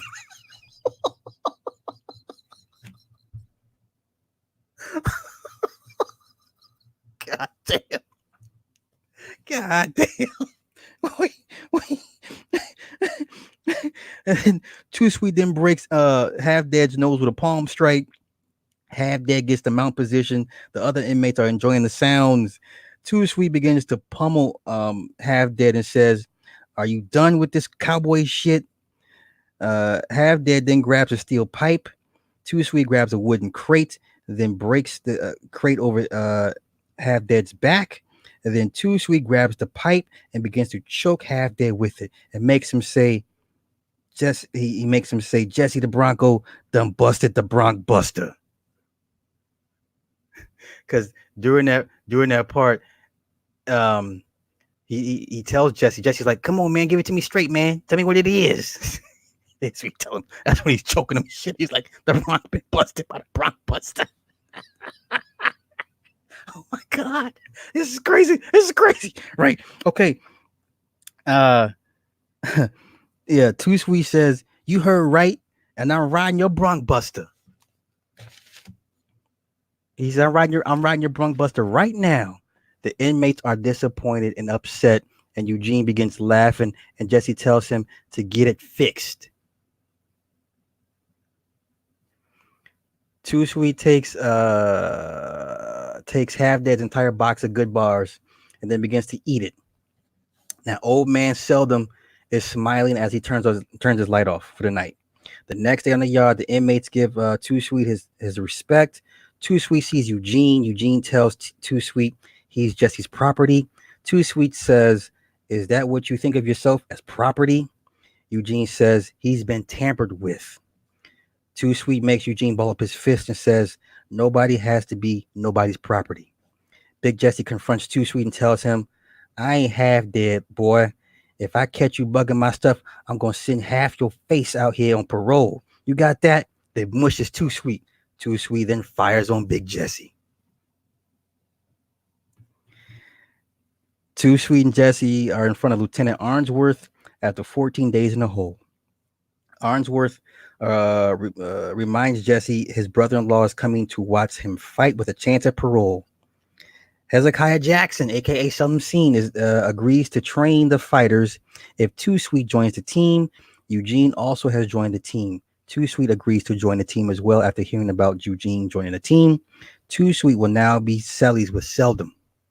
Okay, Seldom says he's not a hippy dippy while laying down the rules of the house. Says this is his house. He says this is my house. Keep your ass clean. That's how he sounds. He said, this is my house. And keep your ass clean.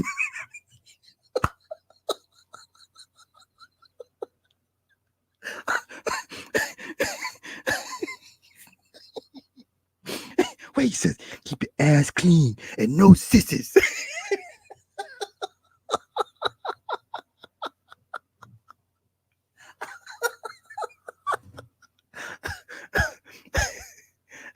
Okay, I'm sorry. Okay. All right, so everybody's training. Lieutenant Arnsworth shows up. He's bringing over the lady trustees from the female prison. The winner of each division gets a night of connubial visits. Now, I've never heard the term connubial. Now, the term we've always used to is conjugal, but he says connubial. And I was too lazy to look up the word connubial. Matter of fact, let's just do that all together. Let's see what the fuck is a connubial, because I'm just curious. Connubial. There we go. Oh, it is an adjective relating to marriage or the relationship of a married couple. Let's see what else we got. It's a Latin word. Yeah, connubial. Of or relating to the marriage state. Also relating conjugal. I mean, it was the right term, I guess. I just wanted, shit, who fights tomorrow? You slow. Okay, I'm sorry, guys. Sorry. Okay, we're getting back to it. Okay, so the tournament starts. Eugene's the first one up. First fight, he gets knocked down, but then he wins his fight. One of the male inmates hides in the bathroom. This is one scene that we all remember. Her name was Peaches. Okay? All right. So, yeah, a female trustee named Peaches goes to the bathroom and is surprised by the guy hiding, and he hid up in the ceiling, and he drops down, and then they have sex.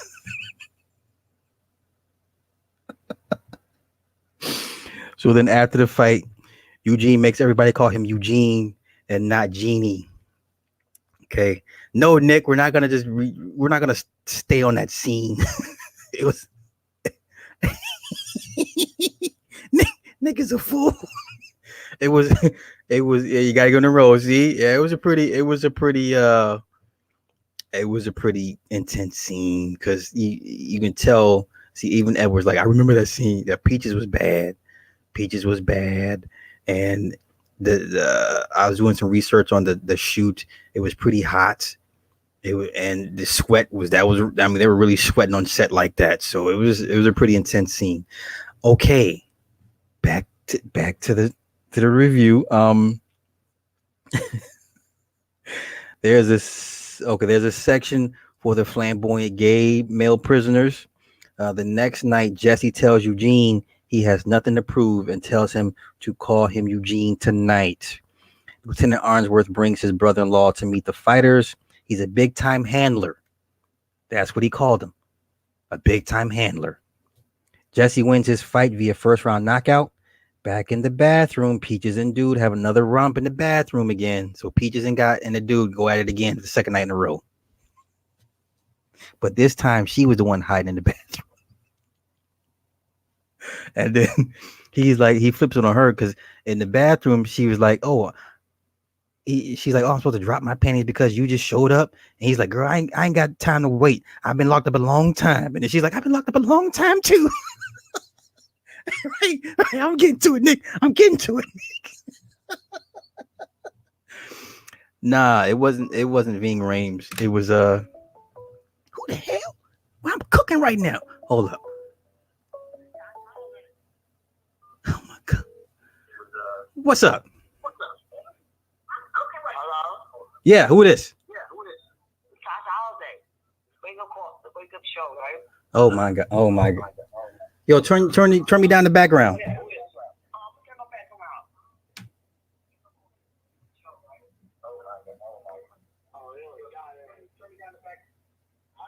Hey. Hey, how you doing? I'm from Super Sly. Yes, speaking. Oh, I just speaking your mouth the whole way. I had the phone call. I'm sorry, say what now? How you doing, Super Sly? I don't watch any shows. Can you show me the show you watch? I'm the Mandalorian, 8-part, Witcher, season, Queen Pen. That's Eagle niggas. Eagle niggas taking that shit over. The Eagle niggas come on that shit and take over. American people don't want to do this shit. They got the England niggas doing, right? It, Shit, right? I mean, is that right? uh-huh. Yeah. So Penitentiary, who Penitentiary is? Is another a movies? I don't watch movies. Oh yeah. This is an old movie. Yeah. Penitentiary may be off. Niggas at Penitentiary is. I don't know what happened in Penitentiary back in the day. I don't be disrespectful. I don't fucking shit up, yo. I'm just saying, as a woman, I'm 45, I'm 46 years old. I look good. The Witcher. The Witcher sound like them Kim Kardashian bitches, yo. Queen of Split is going Queen is a black bitch. The bitch married a white nigga, yo. I tell you, I know my history, yo. I know what I'm talking about. I'm very smart. I've been to Earth for 46 years. I know about shit. Yes. Yeah, she married a white nigga, yo. Yes. He know about it. He know about it. He know a lot about it. I've been on Earth for 46 years. I understand. I understand all this shit. I understand this shit's fucked up. I understand. I didn't woke up, yeah. I woke up a long time ago. I woke up listening to him. I used to just shit my ears sometimes and think a lot of shit. And that's what life is about. This ain't shit. And bitches ain't too, yeah.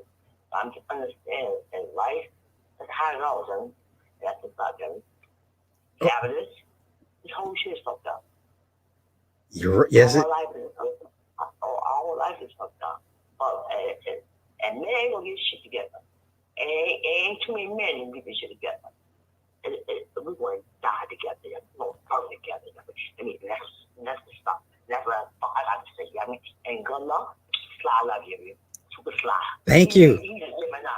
I know that. I do that fucking stuff. And he never told me that. I'm a Sagittarius. I'm a master. He loves it. Thank awesome. Thank you for your call. No, thank you. For what tells you. All right. Thank you. Thank you. I love you. I know my chat system. I fuck with people nice at the real. Okay, have a good night. Thank you.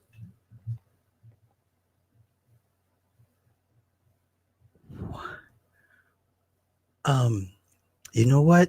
Thank you for the call, whoever that was, because you didn't have to call, but you did. So I'm thank you for the call. Okay, let's wrap this up. Okay, so yeah, Peaches and Dude, they have round 2. Okay. Wow. Yeah. Hey, Melanie Ma, it's not funny. It's not funny. Wait. Okay. All right. Okay. Eugene. Okay. So the next night, Eugene it goes against Half Dead. Okay. Half Dead is letting Eugene punch himself out. Half Dead then knocks Eugene out.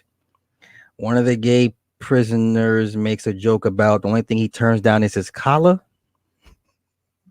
After the fight, Eugene is shadow boxing and is happy about getting knocked out. Jesse grabs him up and tells him he'll always be his bitch and that he pees sitting down. Eugene bucks back at Jesse and says, "That's the last time you're going to hit me. You got to go to sleep and you got to turn your back." Jesse says he ain't worth it. Eugene begins to piss in the toilet, standing up. Good for Eugene. Now, here's the I think the whole summation of this entire movie in this particular speech given by Seldom right here. Okay. So Too Sweet is like, yeah, he's excited about Sly was trying to call in, bro. My bad. It didn't ring, Edward. It didn't ring. There's no one on the line, so you're good to go. So this is where Too Sweet's excited. He's like, yo, man, gonna get to be with a woman, and there, yada yada. So then here comes the speech. Let me do my best Seldom scene impersonation. He says, "Been locked up 35 years, and 15 years before that, 50 to 65 years of my time on Earth."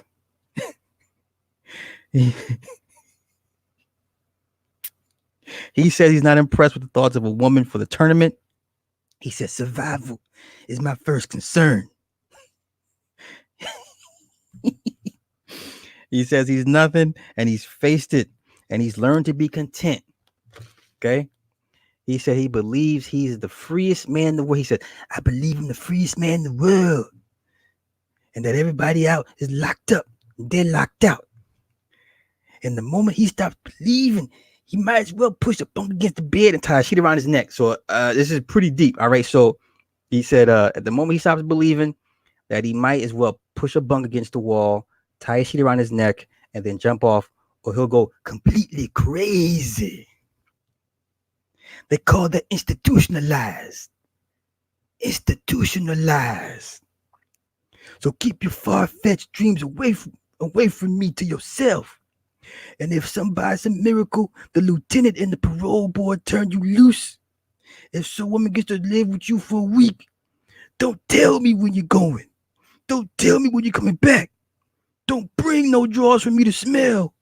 Don't tell me a goddamn thing. Because if I can't have it all, I don't want any of it. God damn, that was a powerful speech. That was a powerful fucking speech. Oh my God. That was a powerful fucking speech. I was like, oh shit.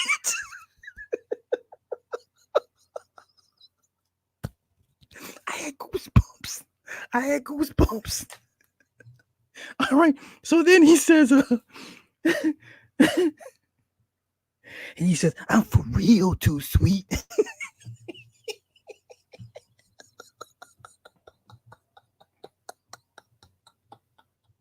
That was the realest shit. This movie is 1979, y'all. All right. So then Too Sweet wins his first fight in spectacular fashion. Back in the bathroom, there's a foursome in the bathroom. Wait, Melanie, you said George for me to smell stuff. That's what he said. That's what he said. I hate y'all. Fuck you, Cindy. Goddamn it. Cindy ass. Why I just played Sly and why he's like a slave. I can't stand your motherfucking ass. Wait. So then the bathroom, there's a foursome going on in the bathroom. Too Sweet wins the visit. So he goes to the room, or he goes to the van, and it's old girl, it's Linda. They have sex, and Too Sweet asks her, you remember me? You remember what happened to me? Oh, you mean fighting for you, whatever? He says, well, what the hell happened? He's in prison and doesn't know why. She says, oh, Too Sweet, you because you're a man and you fought like a man. Really, bitch? Like, really? Oh, okay. So what ended up happening was, after he was after he was knocked out, one of the Johns attacked her in the bathroom and she stabbed the dude in the stomach, and he bled out and she walked off and she ran off. And he got pinned for the murder. That's what happened. She begs for his forgiveness. He leaves the room, returns back to his cell, and then when the prostitute gets ready for another fighter, Too Sweet meets with the brother-in-law. He says he needs another year of training. They decided to go with Big Jesse for the year. Okay, so then Jesse, Half Dead, and the other bandits plan to kill Too Sweet. Eugene overhears their plans, and as Too Sweet is walking back to his cell, Half Dead and another inmate jump Too Sweet. Right before Half Dead can stab Too Sweet, Eugene jumps in the way and he gets stabbed in the chest. Too Sweet begins to strangle Half Dead. Seldom pulls him off, and Half Dead goes over to a dying Eugene. Eugene says he's sorry and he couldn't let him down. Jesse comes out, and Too Sweet tells Jesse, I'm going to show you where it is, where it's at, and have the lieutenant set up the fight.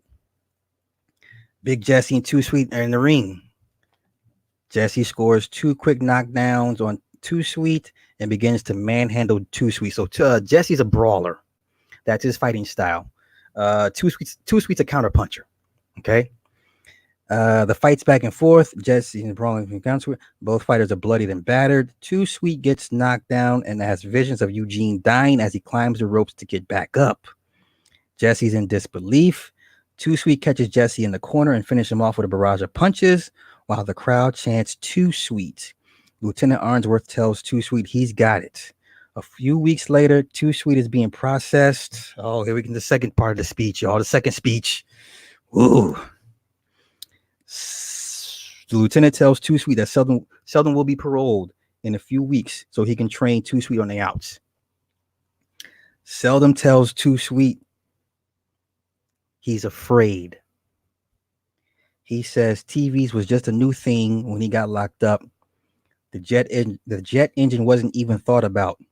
He's afraid of the streets. He says he's scared of being a nobody. He says, who wants me? What can I do? In here, I am somebody. I got my own TV, my own stereo, my own home, 3 hots in the cot. And more than that, I mean something in here.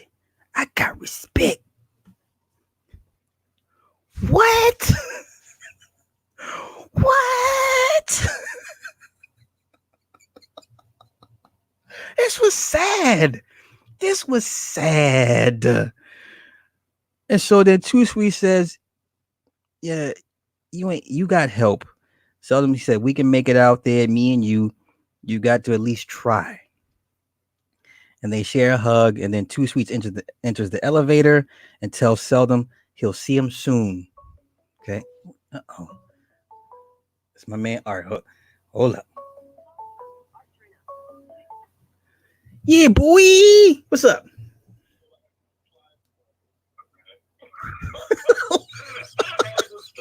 Because I'm just sitting here listening, and you just stuck and reading it. And it seems like, oh boy, that was getting in with Peaches was the real winner of this movie. Because in spite of him not completing the task in the boxing ring, this nigga was getting all that. Oh my gosh. That was Eugene, right? Who was the nigga that was getting out on Peaches? I don't even know his name of the character in the movie. But yeah, that nigga's the real winner. And that nigga, and then the nigga said he was in jail for 50 years.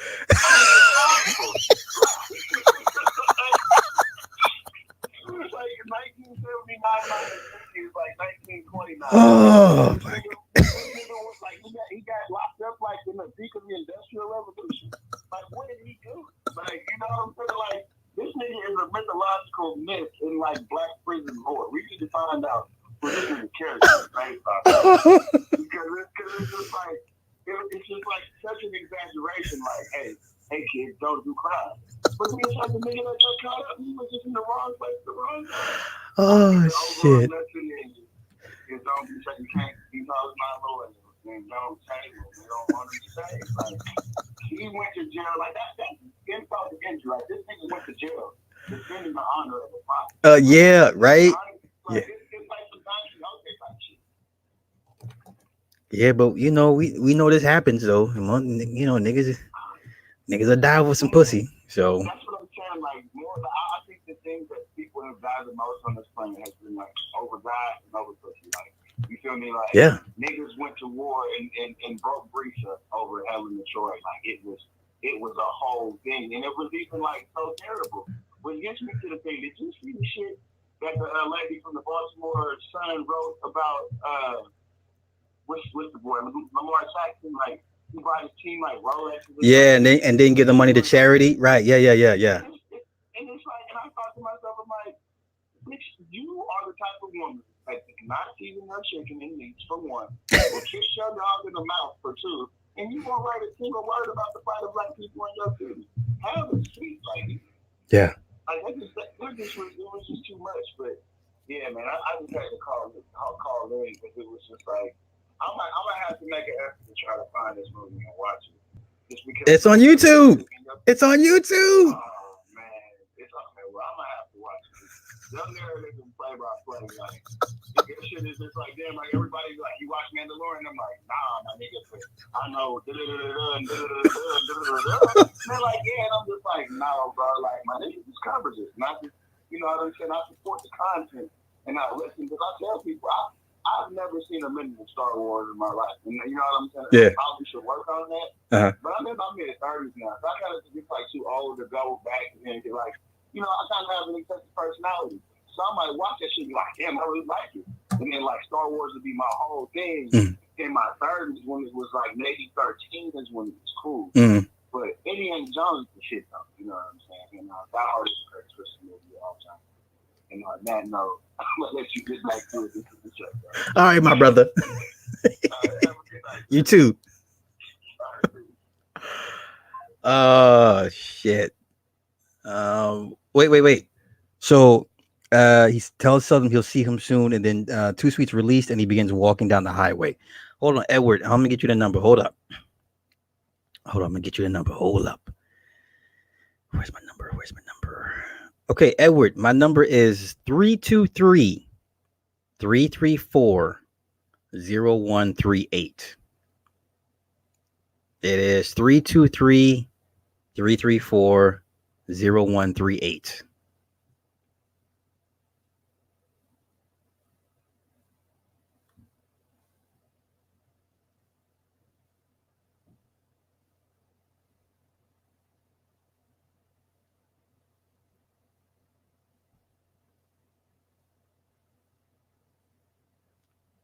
There we go. Yes, sir.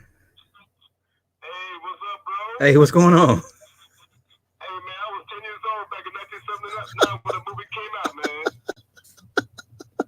Let's talk about it. I had to stick out my mom's house to the back window with my cousin see that movie and shit, man, because I was raised up in a strict Baptist Christian household. I couldn't do shit. Wow. I had to stick around the block to get pussy, man. Oh, shit. Hey, man, I mean, I'm sitting up there talking about his prom story and shit. The reason why I didn't go to my prom, man, because my mom was the head parental chaperone. Oh, yeah.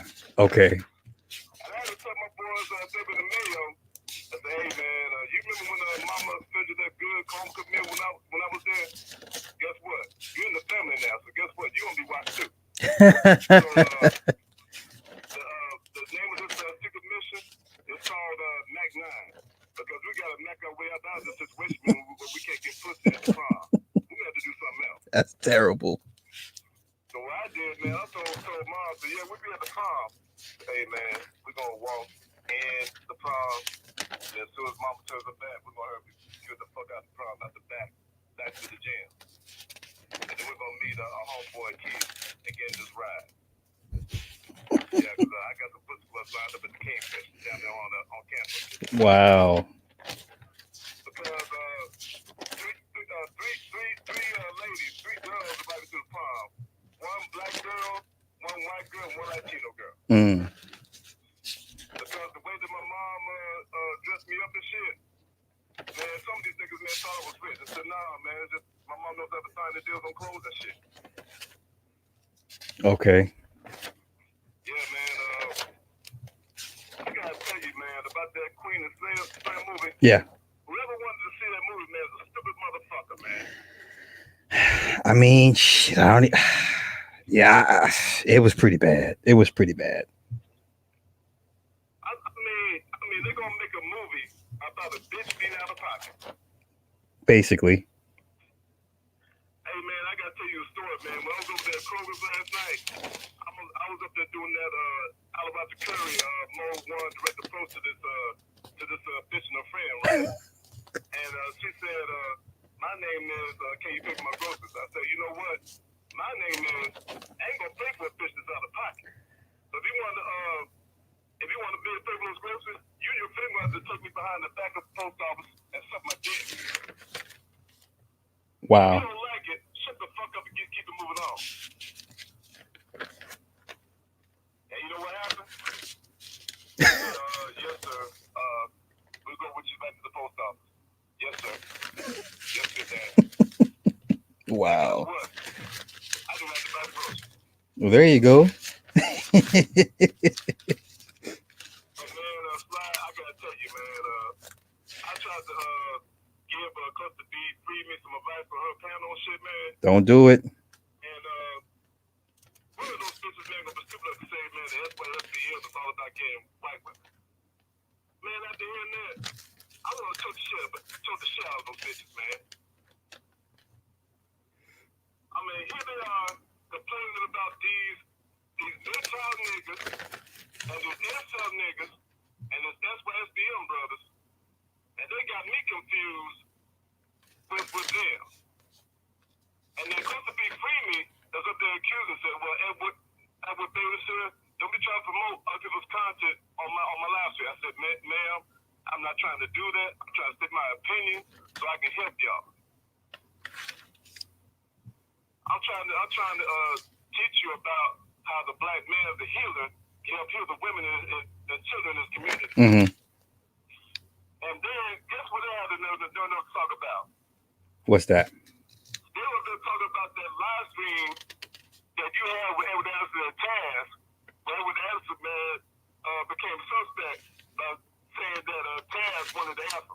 Oh, okay. Gotcha. And the funny thing about it, bro, when you made that gas station, that gas station, man, added to your channels, further subscribers. Oh, Your channels. Man, I put the comment, strike at the gas station. Man, I cracked up. I said, hey, bro, man, come here, man. Check this shit out, man. Yo, nephew, Joseph, check this shit out, man. We done played that last game, man, about 10 times, man. Oh, shit. Look at your fingers with this, man. That made our night. I said, man, look at this shit, man. I told my brother and my nephew, hey, man, Hollywood can't make up this shit. Yes. I said, hey, bro, YouTube is the new Hollywood. YouTube is the new Hollywood. I agree. I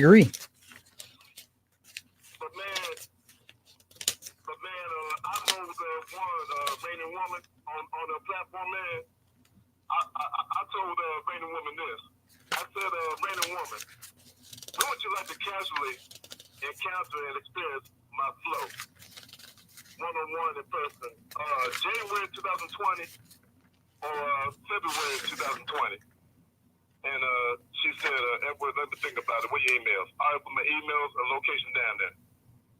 And then she said, well, Edward, I got a white lady partner. I said, well, I'll tell you what. Bring her down along the Little Arkansas, and I'll give you all the premium vitamin D you need. Okay. Free of charge. And you remember that song by Ludacris, man, called Vitamin D? Yeah.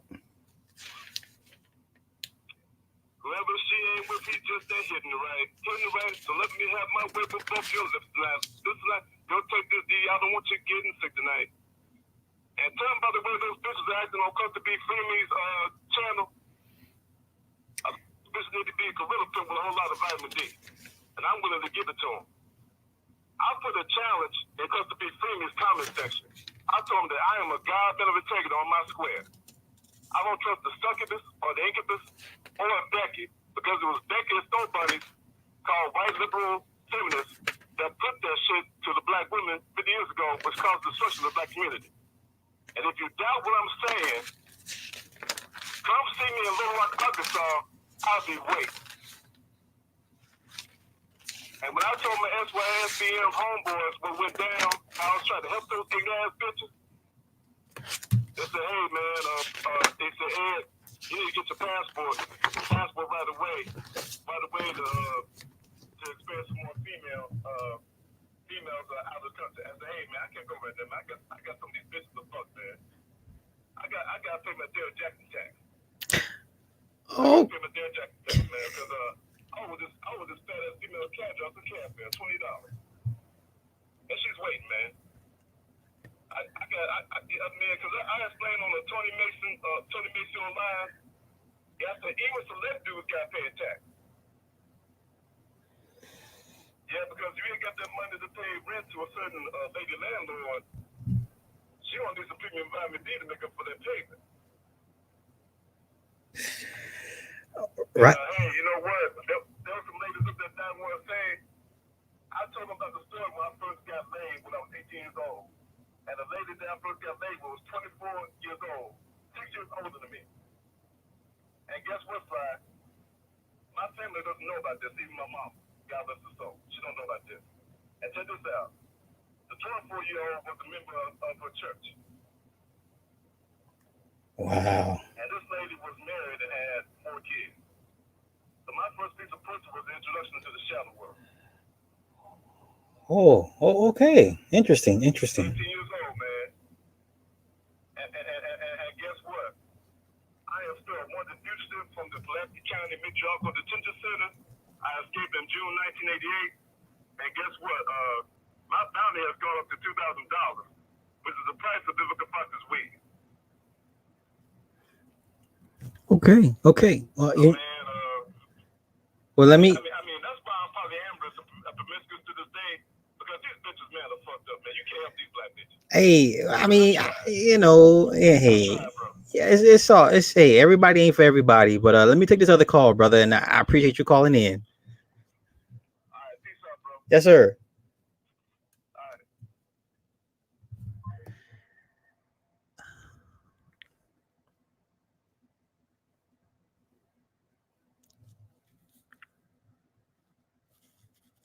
I'm gonna wrap this up. There were some notes from The Witcher I forgot. The insignias. The insignias. The Witcher insignias. Every episode had an insignia at the very beginning. So let me go over those real quick.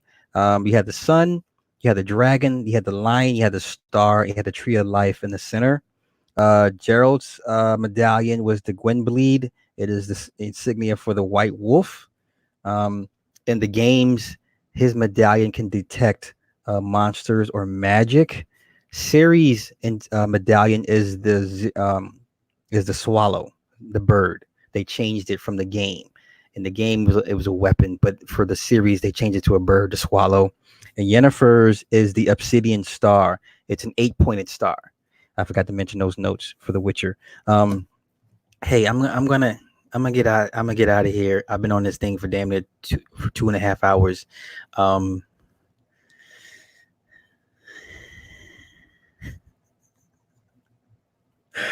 want to thank everybody that came in tonight. Everybody that donated, Jervis, and Big B. If I forgot, please forgive me. But the rest of you motherfuckers still owe me for the Queen and Slim shit. I'm dead the fuck ass. Y'all owe. In the words of Riley, Riley, what the fuck is Riley's last name? Y'all niggas owe. Okay, so I'm gonna get out of here. I wish everybody a good night. Yeah, we'll be back again next week to do this again. Shout out to all you maniacs out there. Cindy, the producer, with her drunk ass on the couch doing what she does. I don't know what she does on the couch. So with that being said, I'm gonna get out of here. I'm gonna watch. Listen, Ryan, don't waste your money. Do not waste your money on Queen and Slim. Please don't do that. You paid us back with those phone calls, and no,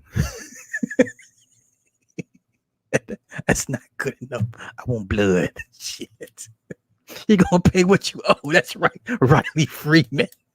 Y'all niggas owe. All right. I had a good time. That went much better than I expected.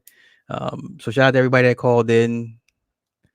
Edward, you a piece of work, sir. They gonna get your ass, brother. So with that being said, I wish everybody love and light. Y'all have a good night. Peace.